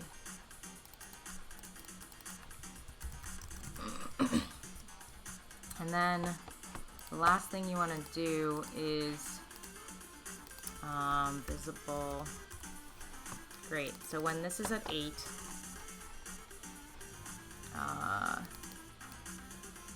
if place components is equal to 8, then show this, the button, else hide the button. And that's probably everything to get it working. And then there's a lot of cleanup that needs to happen.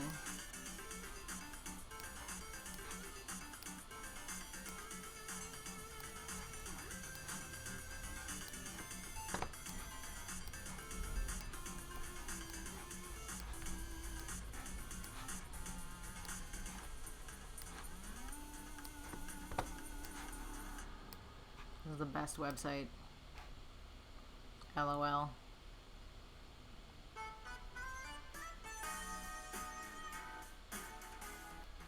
Okay.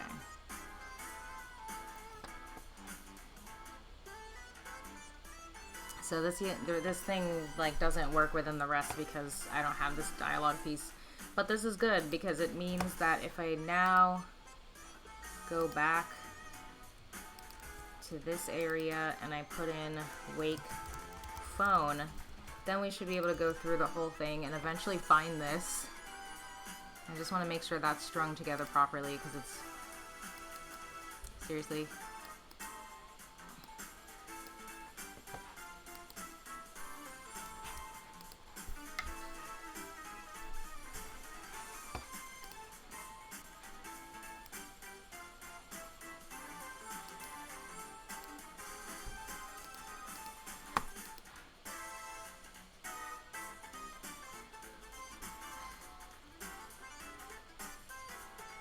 I agree. Music. Okay. I'm also just gonna be tweeting things because tweeting is things. And I'm gonna check and hope that more wishes have been granted. One of the things I was also working on earlier. Oh my god, another wish has been granted. Yay! That makes me so happy. Again, like the reason I'm doing this whole stream is because we're trying to help grant wishes for foster children within the United States, and we're doing that with One Simple Wish. So you'll notice that down there there's a link that says onesimple.wish.org/giving/bond4good. If you go there, then you can learn more about what we're trying to do, and you can see some examples of wishes that kids are hoping for. Some very simple things, clothing, shoes, toys, things like that. And all they really want is to just kind of, you know, be normal kids and have a normal life. And you can kind of help them achieve that just by granting wishes. Some of them are more expensive and some of them are less on the expensive side. So if you go through the wishes beyond just the featured wishes, you'll see things that are in the $10 range, $15 and stuff like that. So please check that out and try to donate, and also try to share if you want to support. And yeah, feel free to ask me any questions you might have about development, because that's what I'm working on right now, is just going through the game itself and hoping that it fully functions with this new scene that I just added in. And yes, there is some underwear in this game. And the thing that I added on the first day was actually the stress meter thing, and I'm gonna definitely work on debugging that a little more later. But this is going to be the last hour of the stream, so thank you for joining me during this, and I'm going to keep going, and just, yeah, again, feel free to ask me any questions you might have about JavaScript or game development or anything like that. I'm glad to answer Q's. I'm just trying to get to the next day.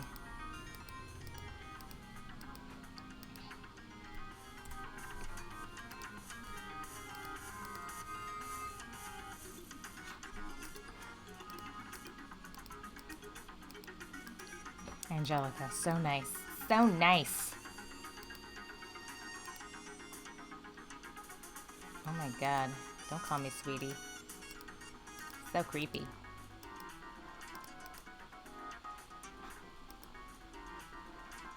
Hi, Mom.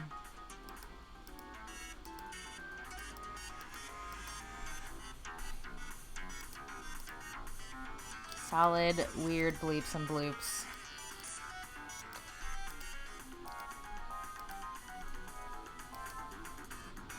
Okay, this is the day that actually matters because we're just going to make sure that when you go to work, you properly do this work assignment and then you continue forth. Because what I'm hoping is that in the future I can build in some proper dialogue where the person reviews your work when you're done and gives you feedback on it. LOL.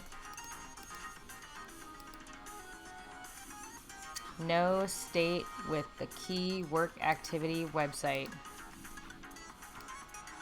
It's work day activity website. Well, that's like a very minor issue. So that's good.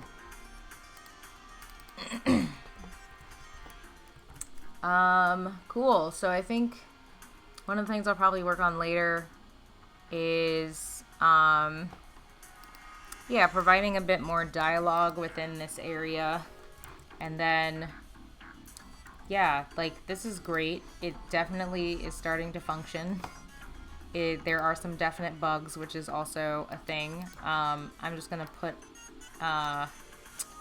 let's see. So under the bugs area, this is where I've been kind of logging everything because when I do project management, usually I work with Trello, and it helps me kind of keep track of all my tasks. So usually what I do is I have like an area for each kind of thing. So there's game design, there's like writing, there's graphic design or user experience, there's music, and so on.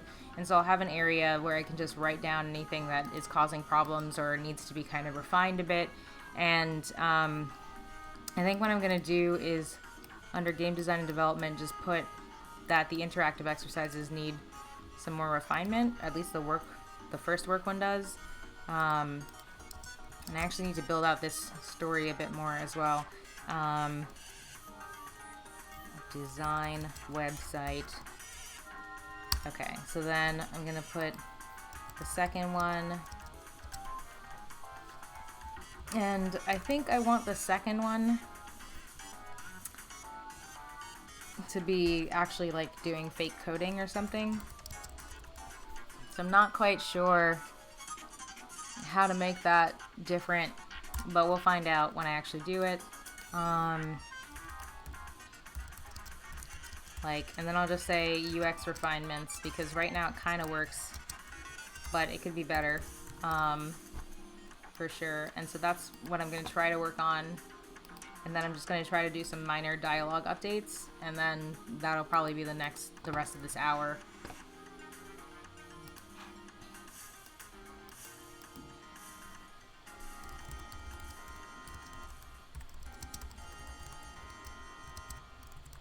Alright, I'm also social mediaing every now and then, so apologies if I stop talking. That's me being on the internet, trying to interact with human beings.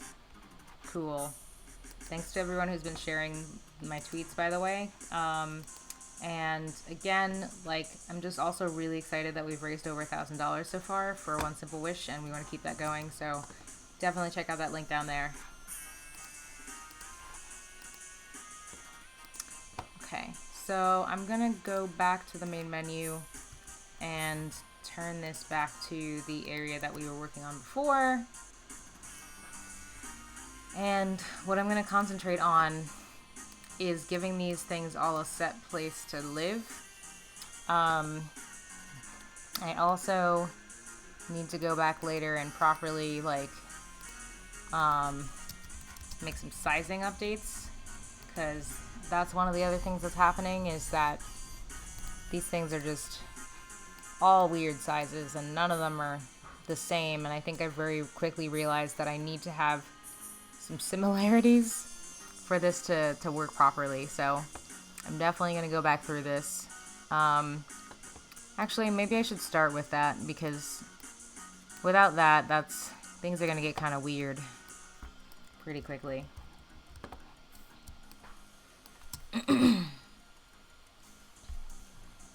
Alright, so these are the ones that I designed before. So what I think I'm going to do is try to take a couple of these. And I think what I realized is that I need these things to be more equal in size, but also, yeah, I guess I could just do a better job of keeping track of the different sizing of these things. So instead of having them be more random, I need to have a system to them, more of a system than I have right now. Okay. So I think my biggest block here is 160 pixels. So I'm gonna just do 160 divided by 2. Oh, that's 1602. I'm good at this. Okay.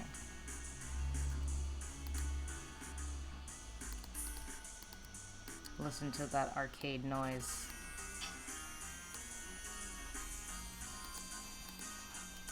Cool. And then again, I'm going to change these to 160.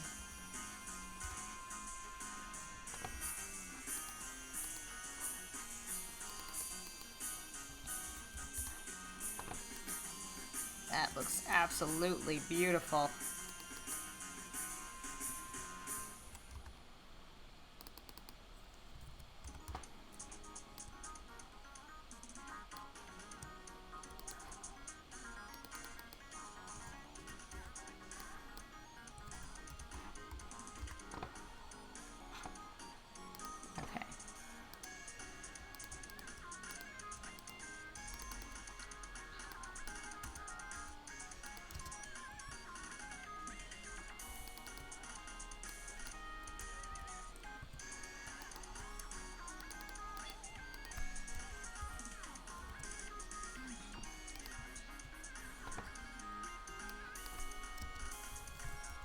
Okay. And in case you're curious, these are actual words in there.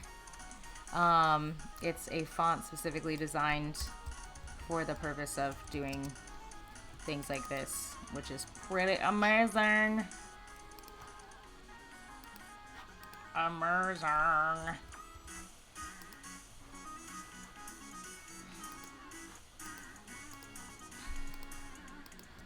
Boop, boop, boop. Thank you, Internet, for your gift.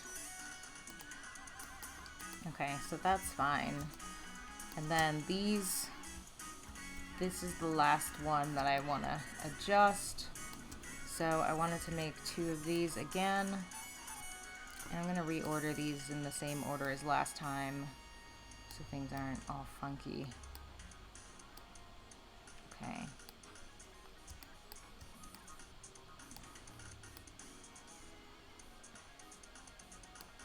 Okay. And then pulling this down, putting that over there. And then I just want 3 of these. And I'll make some adjustments to the actual page. Because one thing I'm very curious about is how this is all going to work together. And this worked pretty well before.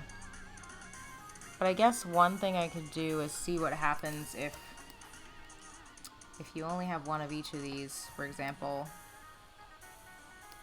And what if, for example, this thing could be twice the size it is right now.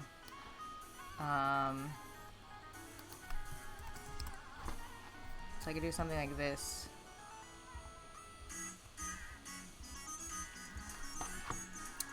And then all this content could come down. And then this could go here.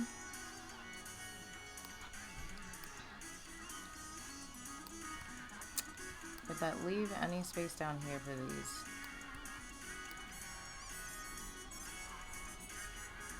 I guess so. You know, like, so yeah, I'm just trying to think about the best way to align all of this stuff. And I guess one way to do that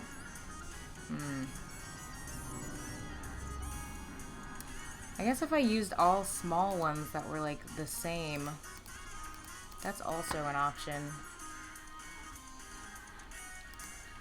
If I used a bunch that were just 3 wide and cut most of my frustration out of this, then I guess that's also a way of doing it.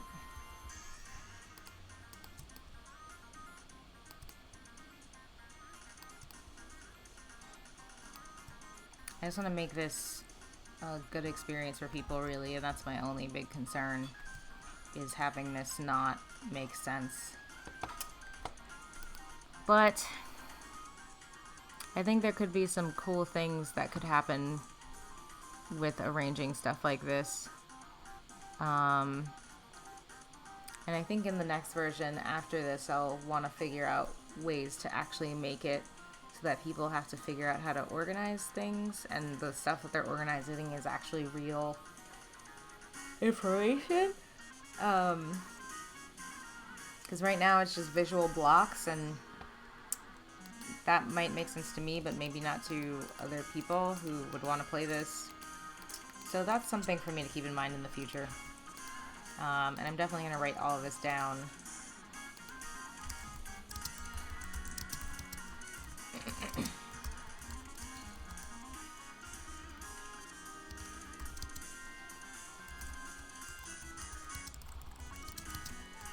Okay. Cool. So I'll keep working on that later. And let's see. Interactive exercises, provide more meaning and reasoning. Okay, well, I'll show a bit of how I do dialogue in this, since I need to add more dialogue anyway.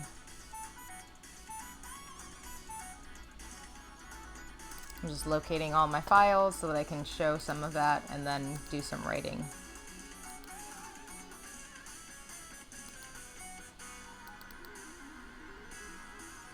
This is the most video game song ever. Oh my god, we've raised over $1,100 so far. This is so great.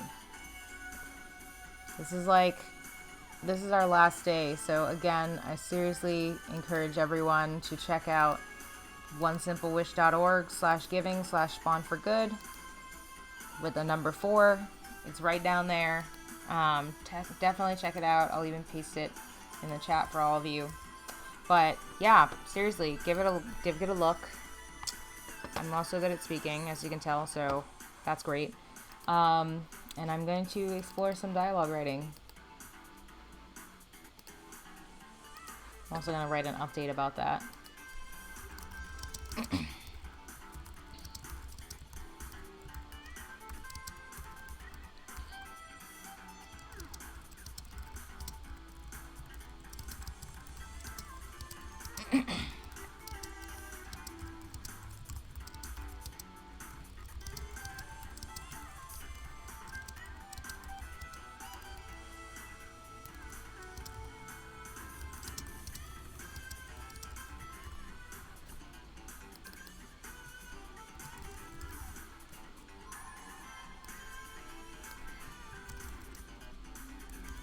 Okay.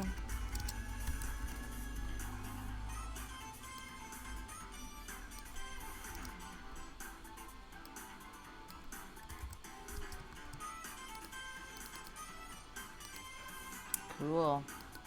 Tweeters tweeted. Love those. Cool. So I found the folder where all my stuff is. And how it works is I have this giant folder full of things, and the folder I'm specifically going to be working in, or the file I'm going to specifically be working on, is the area that talks about your work. So when you get to work, if you get there, depending on the time you get there, firstly, your boss either greets you or kind of chastises you a bit. And if you wear an outfit that's kind of risque, your boss also reacts to that. So that's just kind of an extra thing. And here we go. All right, so I'm just pulling up the different states that one would care about. Okay. I think that's all of them. Okay, I'm also just going to cross-check this.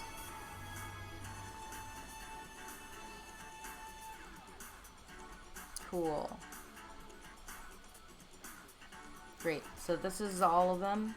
And this is how I usually write stuff. So, oh my god, files loading. Oh, everything is having a heart attack at once. Alright. I'm just closing some tabs in the hopes that helps to prevent an actual heart attack from this thing happening. Okay. I think it's loaded properly. So, how I usually work is I've got these spreadsheets and they all have different content in them.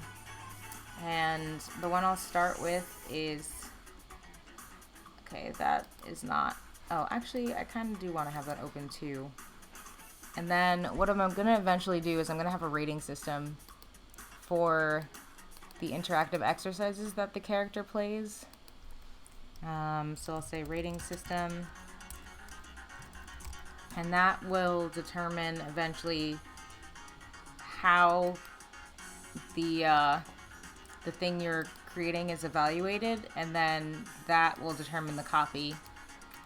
So for now, we're just gonna go with this. Firstly, I guess we'll start with the aftermath of what you create. And I'm also just going to, again, reload this one simple wish screen in the hopes of good news. Good newsies. Still 13. That's okay. Hopefully more wishes come with time. Okay, so back to this. So now instead of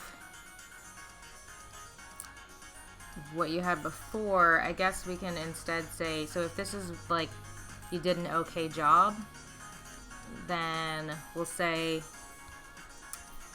this looks alright.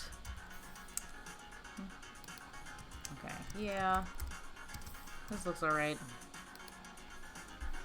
It's good enough to show to someone.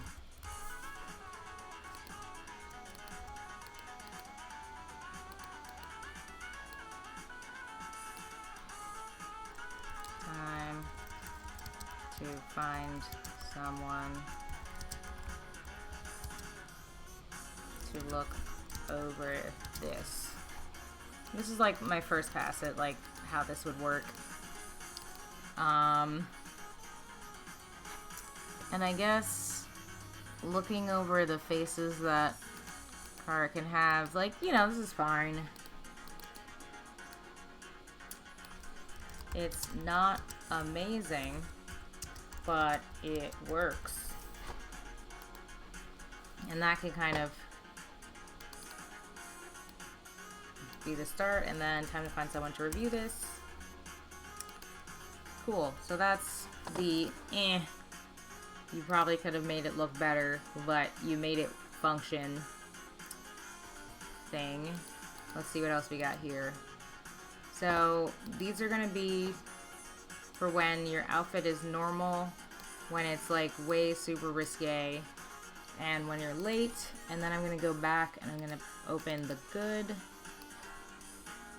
for the good design when you do a really good job, and then the bad design, which means that I'm gonna have to write even more dialogue later because I want to do things like, depending on the way that the person that you talk to, that person might say different things. So we'll build that in too later. let's see. So let's see. All right. So what I usually do is I write one of them first, and then I kind of like copy things over a bit, thinking, cool. And this is like, cool. Let's see. Wow, this looks great. All my hard work is paying off. Aww. And you know, maybe this is like, you get like some subtraction in the main variable in the game, which is your stress level, and it's like, yeah, you're pretty proud of yourself for doing something really good. And then this one, you feel pretty crappy. Wow, this is like the worst. This doesn't look that great. But I'm out of time. So I guess I have no choice but to go with this.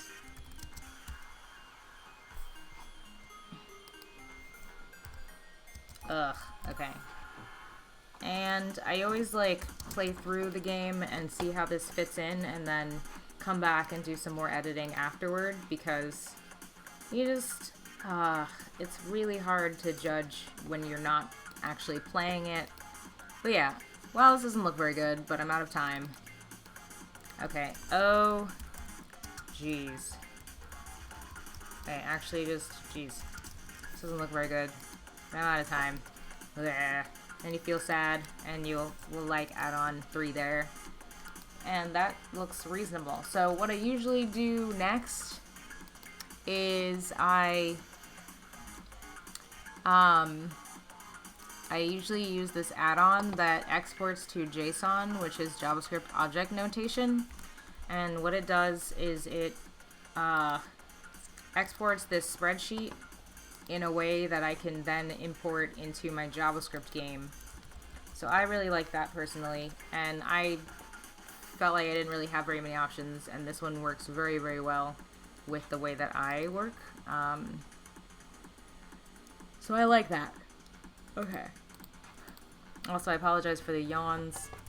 It's been a long weekend, literally, figuratively, every way.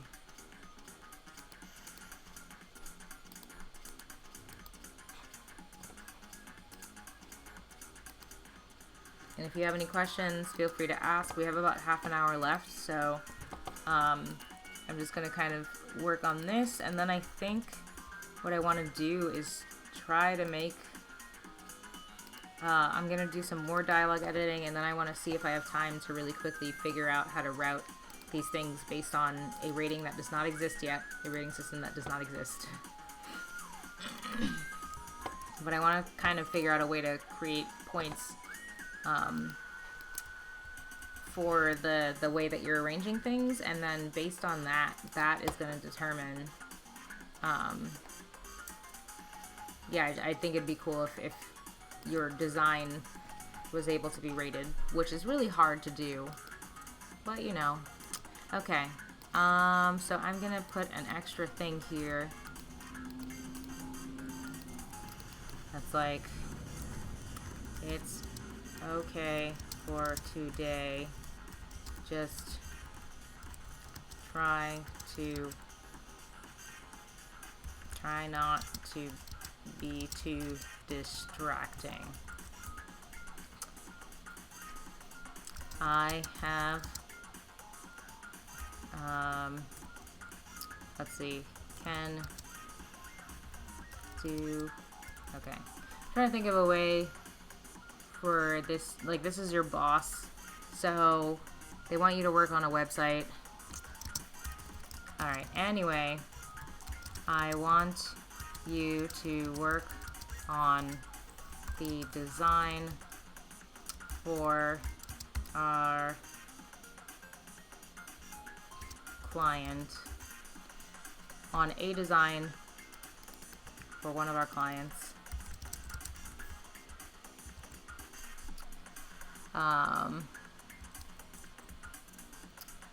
It's really about arranging things on the page. Can you put something together by the end of today? Cool.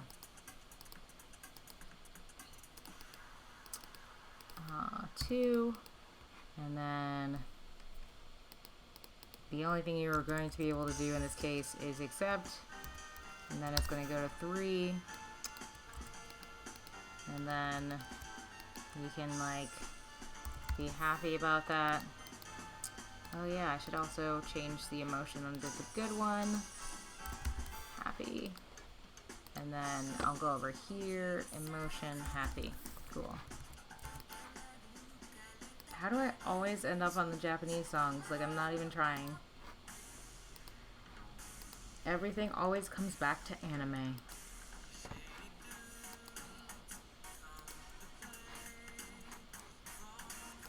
Oh god, it's vocals. Okay. That's better. Alright, so then I'm gonna say, sure. Thank you, Mr. Ruiz. Yay. And then now you get to work. Start working. Great, so that'll be the outrageous version. The next version is if you're normal.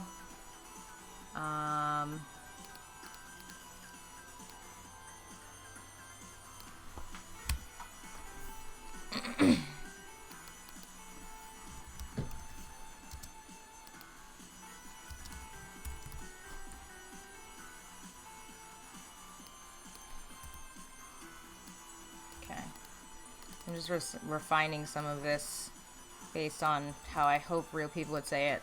I want you to work on a website design for one of our clients. And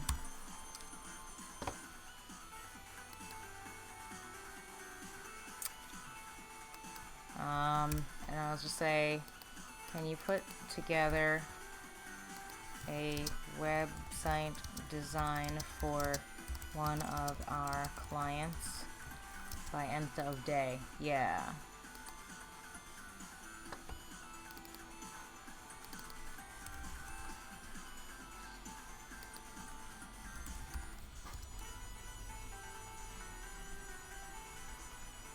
Okay. Okay, and I think I'll just cut this. I'm trying to make sure that things stay relatively consistent across the different timelines. Okay. It's okay for today, just try not to be too distracting. Anyway, can you put together a website design for one of our clients by end of day? Yeah. And that's the normal one. And then we drop this here. Cool. And then instead of that, we'll just put continue. And then continue again. And then, alright. And then it's okay for today, just don't be late again.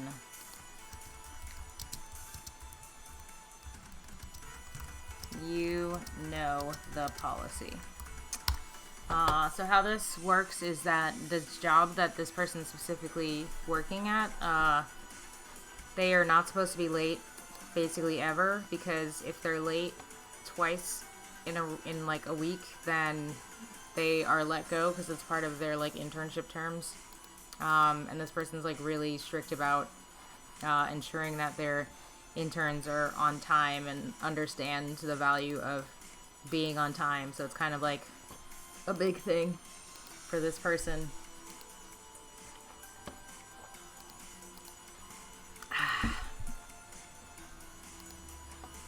Okay, cool. So I'm just going to export these things. Event, work, outfit, risque.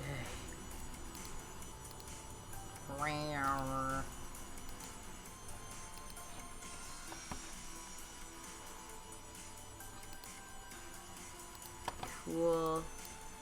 These options that I'm selecting are just to ensure that things are formatted in this way that you see here.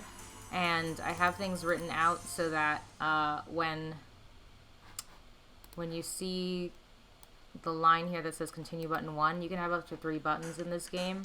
And this line right here, when you select export cell arrays, it'll actually export those as separate things so that I can choose what the text on the button will be, and then I can choose where the button's going to link to.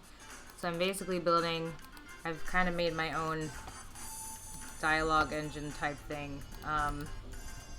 And it works pretty well, and I really appreciate that I've been able to drop that in.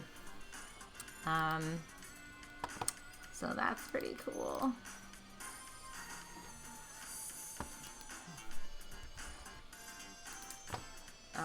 And then work late latte. And eventually I'll work on extended dialogue.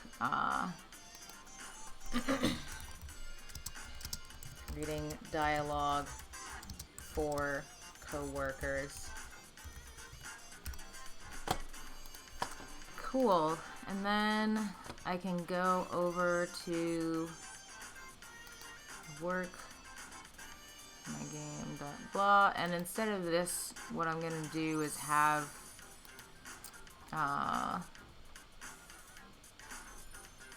a like work rating of some kind.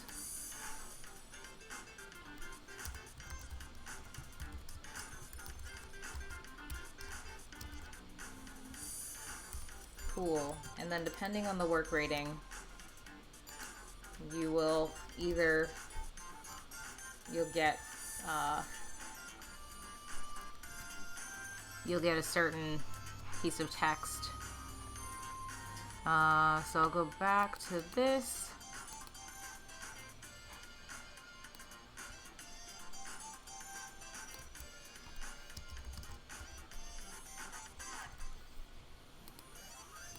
Okay.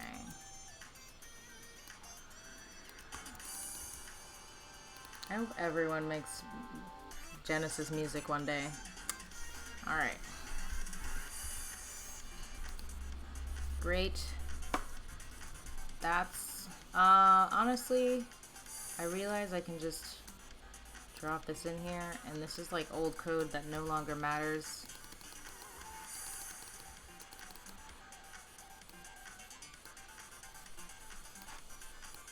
So I'm just simplifying this code because I realized that I can just drop in the work rating at the end, and it should properly show where this is it should show the right thing.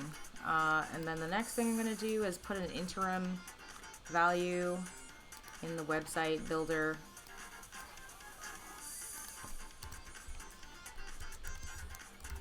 Cool. And then I think I should be able to go through this and try this out.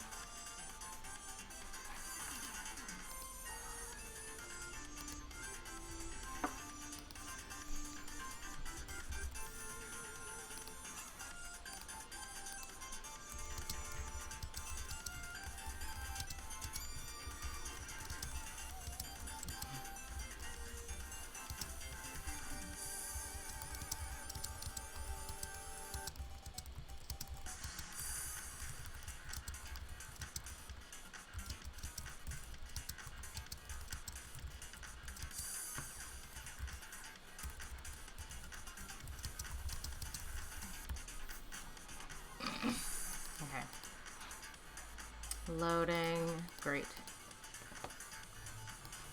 So, oh, why did that happen? Oh, did it? Yep, maybe. I forgot to properly do all the things.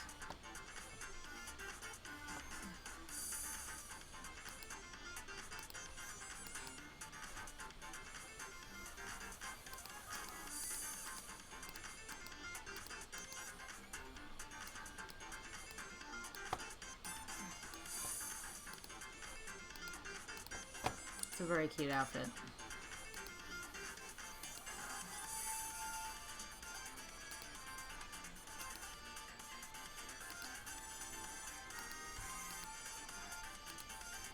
Sigh.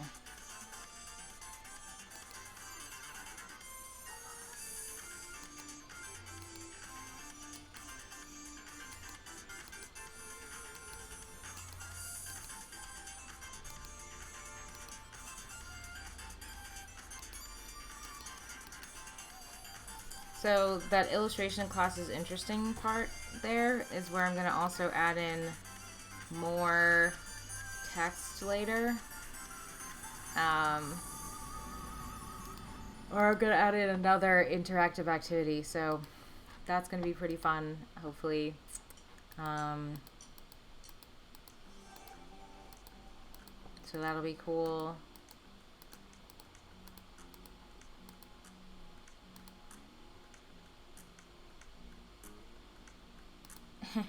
Fuck off. I noticed that the text there was a little bit weird. So I'm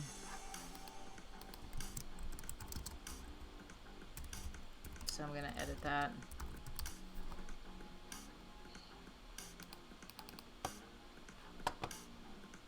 And this is not an info dialogue. Great. That is Walk Night 1. So again, all of these file names are attached to a spreadsheet file that I have elsewhere. So I usually just go in there and make some edits when I find something. And there's always some kind of error because a lot of the times I'm writing this, yeah, I'm just like writing this kind of on the fly, or sometimes I'm writing it on the train because Google Sheets. And that's why I actually usually use it, is because it just makes it very easy to modify things while I'm on the go.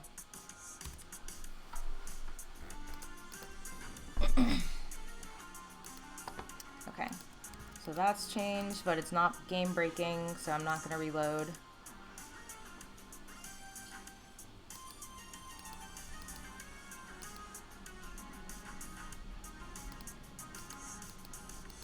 I helped my mama. Yeah. Yeah. I'm going to figure out why this thing doesn't work at some point. Anyway, we're gonna go to work today.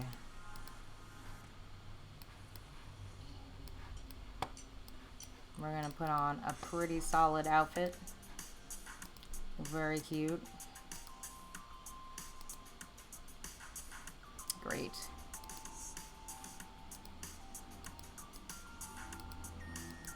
That happened twice.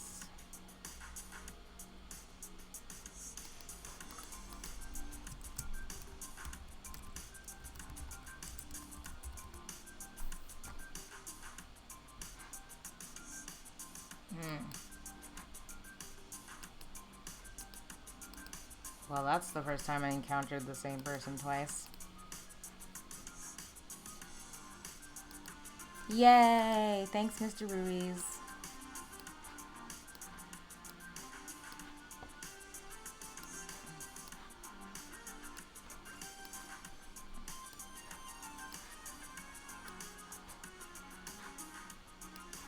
It kind of works. That's definitely not a good looking website though. Gosh. But let's go with it, I guess.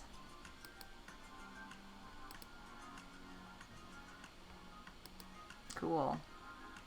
So I have confirmed that this works, which is cool, and obviously this part hasn't been rewritten yet, but eventually what I'll do is, based on the rating, you will go to a coworker and you will have a conversation with them, and they will react to your work.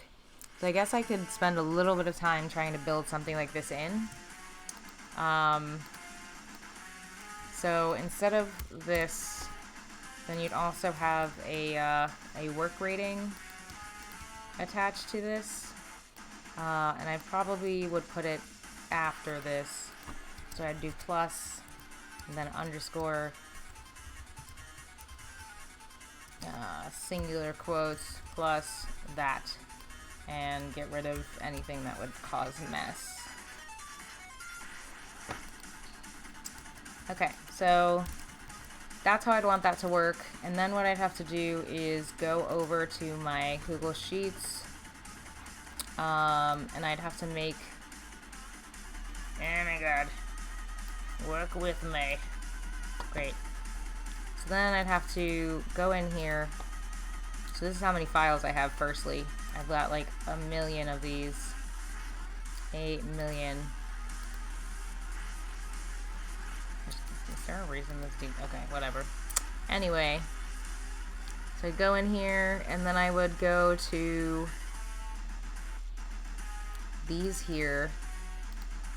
Bobby, Christian, Nita, those are the 3 people that you work with in this game.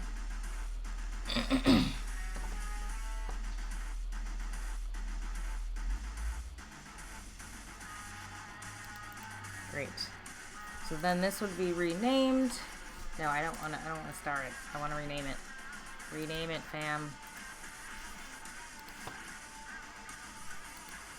Meow. Okay, so this would be Bobby Good, for example.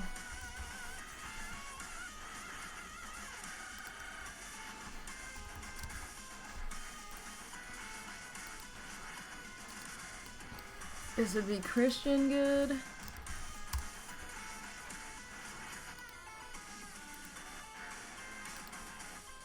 This would be Nita underscore good.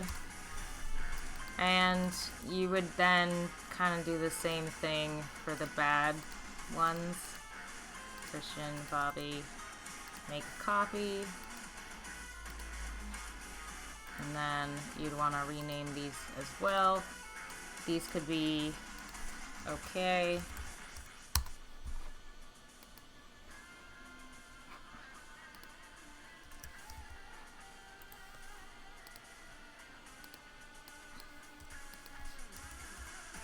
Can you tell that I'm an optimist because I am naming things in such a joyous way?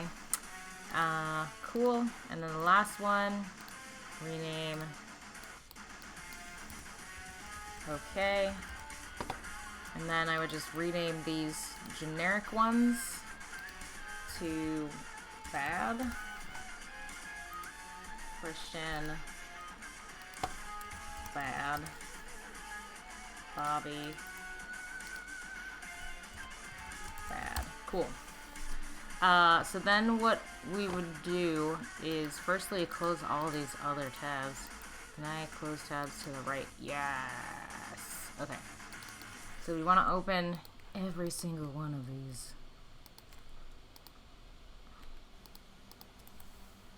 Open.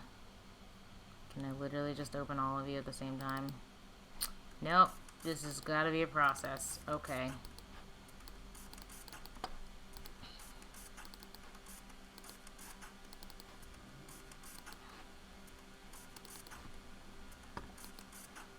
"40 tabs at once, 40 tabs at once." Okay, so I've got all my tabs open. I'm also going to come over here in advance, go to my preload file where I'm loading everything, including all my dialogue.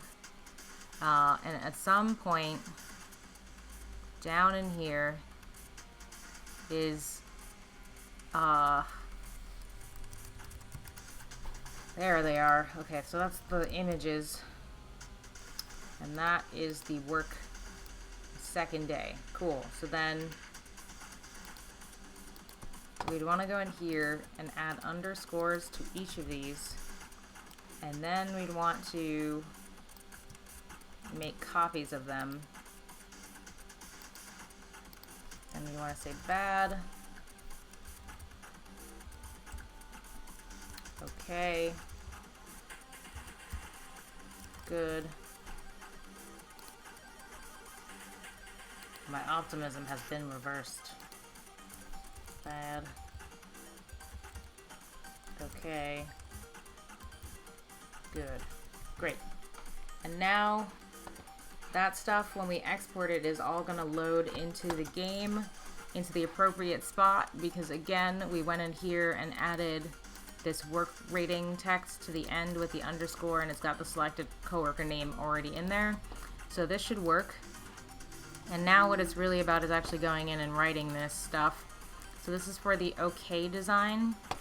And just as another note, I gotta find all my stuff. But one of the other things I have that I created for this game was actually a set of pieces of writing. So when I'm writing about characters, I actually have some references here, and I wrote like 10 pages worth of stuff about the characters themselves, so yay. And then I also wrote about what's supposed to happen on each day, which obviously is going to have to be modified because I just built a bunch of stuff. But this kind of helps me to keep track of exactly what I'm doing and what I'm putting in this game, which is really helpful. So I have this whole page here that's just about Nita, Bobby, and Christian. And what I'm going to do is kind of make sure that I look at that for each person and reference that as I'm typing their dialogue. And I already kind of remembered most of like Mr. Ruiz as a character, so I didn't really need to write about him or reference him as much, but I don't remember as much about Nita, Bobby, and Christian, who are all software engineers reviewing designs. Don't ask why they hired a design intern and don't really have designers on site, but you know, that's the small startup life, and that's what this company, which is called Nimblebee, good tech name, that's exactly what they're doing. Okay, so Nita's a software engineer. She's she really likes teaching, and so she's kind of like the positive person, the positive role model. And she really likes internship stuff, and she actually was the one who encouraged this internship program to happen because I think they realized they needed designers on site instead of outsourcing all the time. So this was kind of like the first step for them. But she really wanted to have interns, and she wanted to lead the program, but Mr. Ruiz didn't really trust her to do it by herself. So Bobby and Christian also came in to help with that, which is classic story right there. So we're gonna say, hey Nita, I'm done with the design project Mr. Ruiz asked about. Can you look over it and give me some feedback? A thing I ask about literally all the time. And so she's a bit nervous about asking.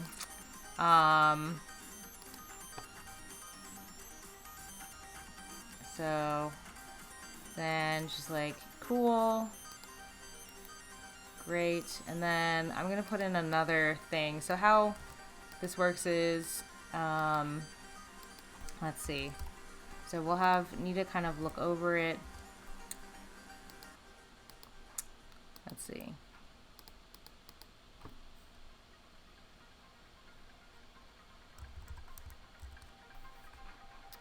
Alright, so we'll just drop in an extra frame.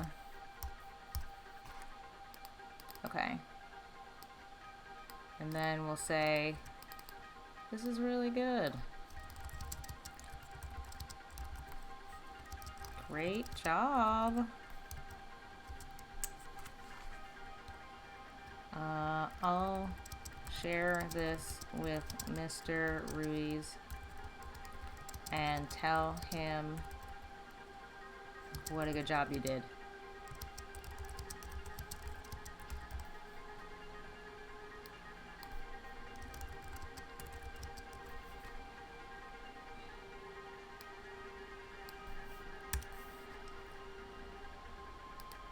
Yay!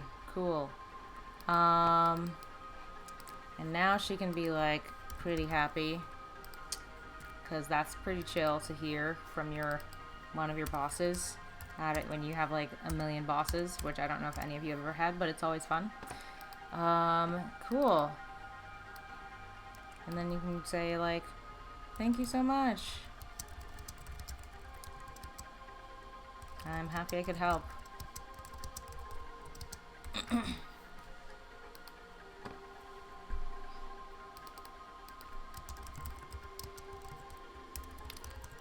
Okay.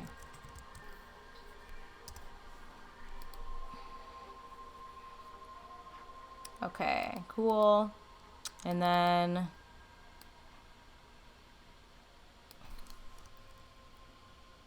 cool. So I'll just say after, let's see, you go back to your desk and work on your portfolio. Okay. And I'll actually like drop in an extra thing here.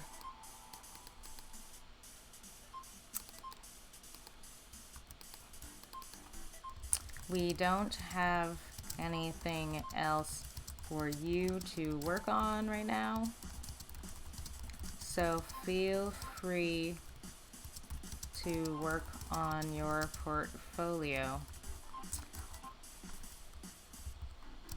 until the day.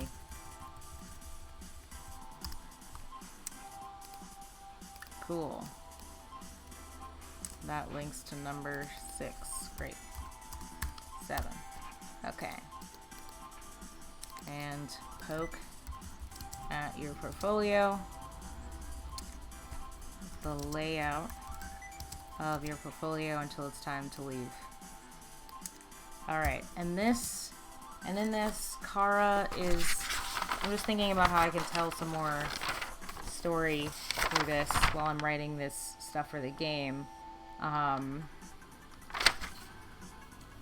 So she's in her 3rd year, and next year is your, let's see, you're nervous about where you'll work once this job is over, because it's very hard to find paying internships in New York.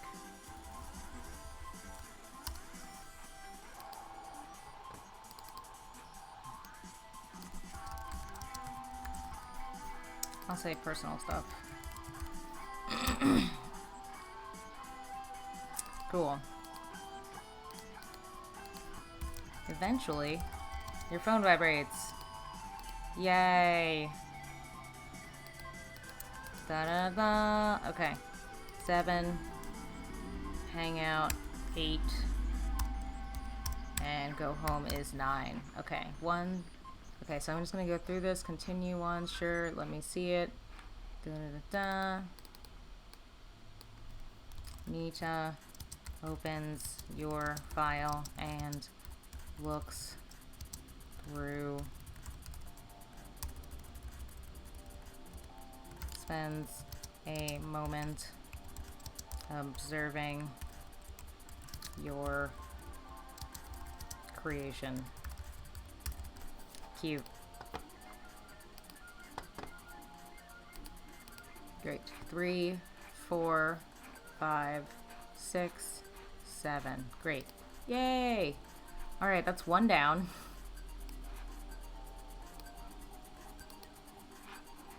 Alright, so what I'm going to do next is then do the other versions of this. And this was actually okay.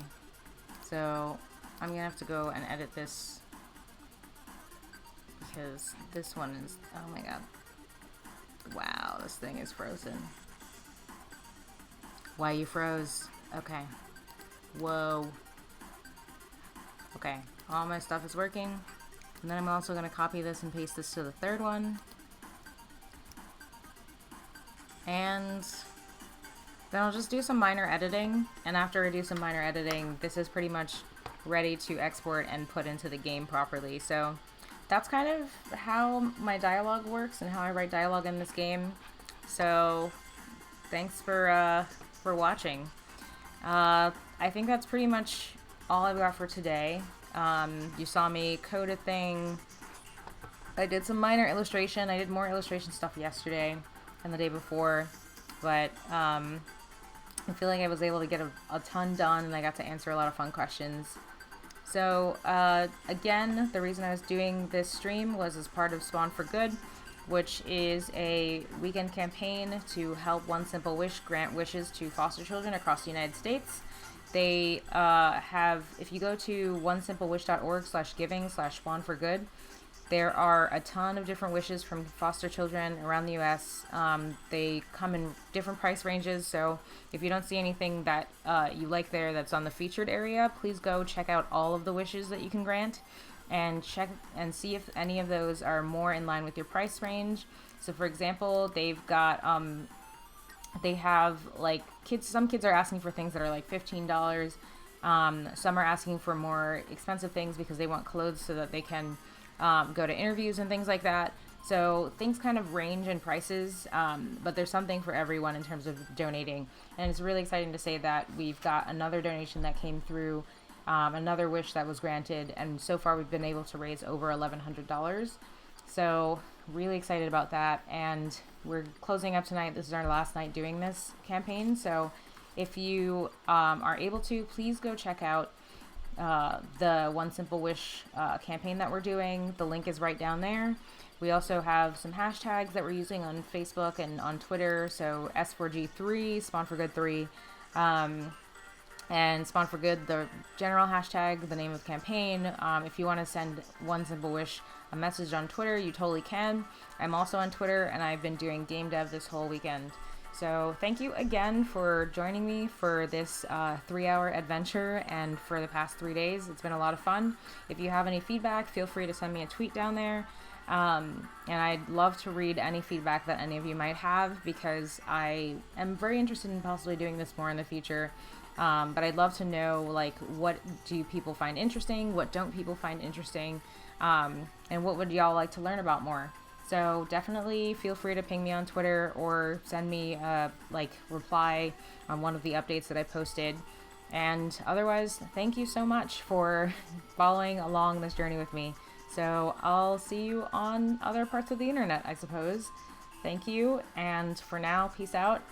Again, check out Spawn for Good. They're doing awesome things, and I'll probably be auto-hosting things as time goes on for the rest of the evening. All right, bye.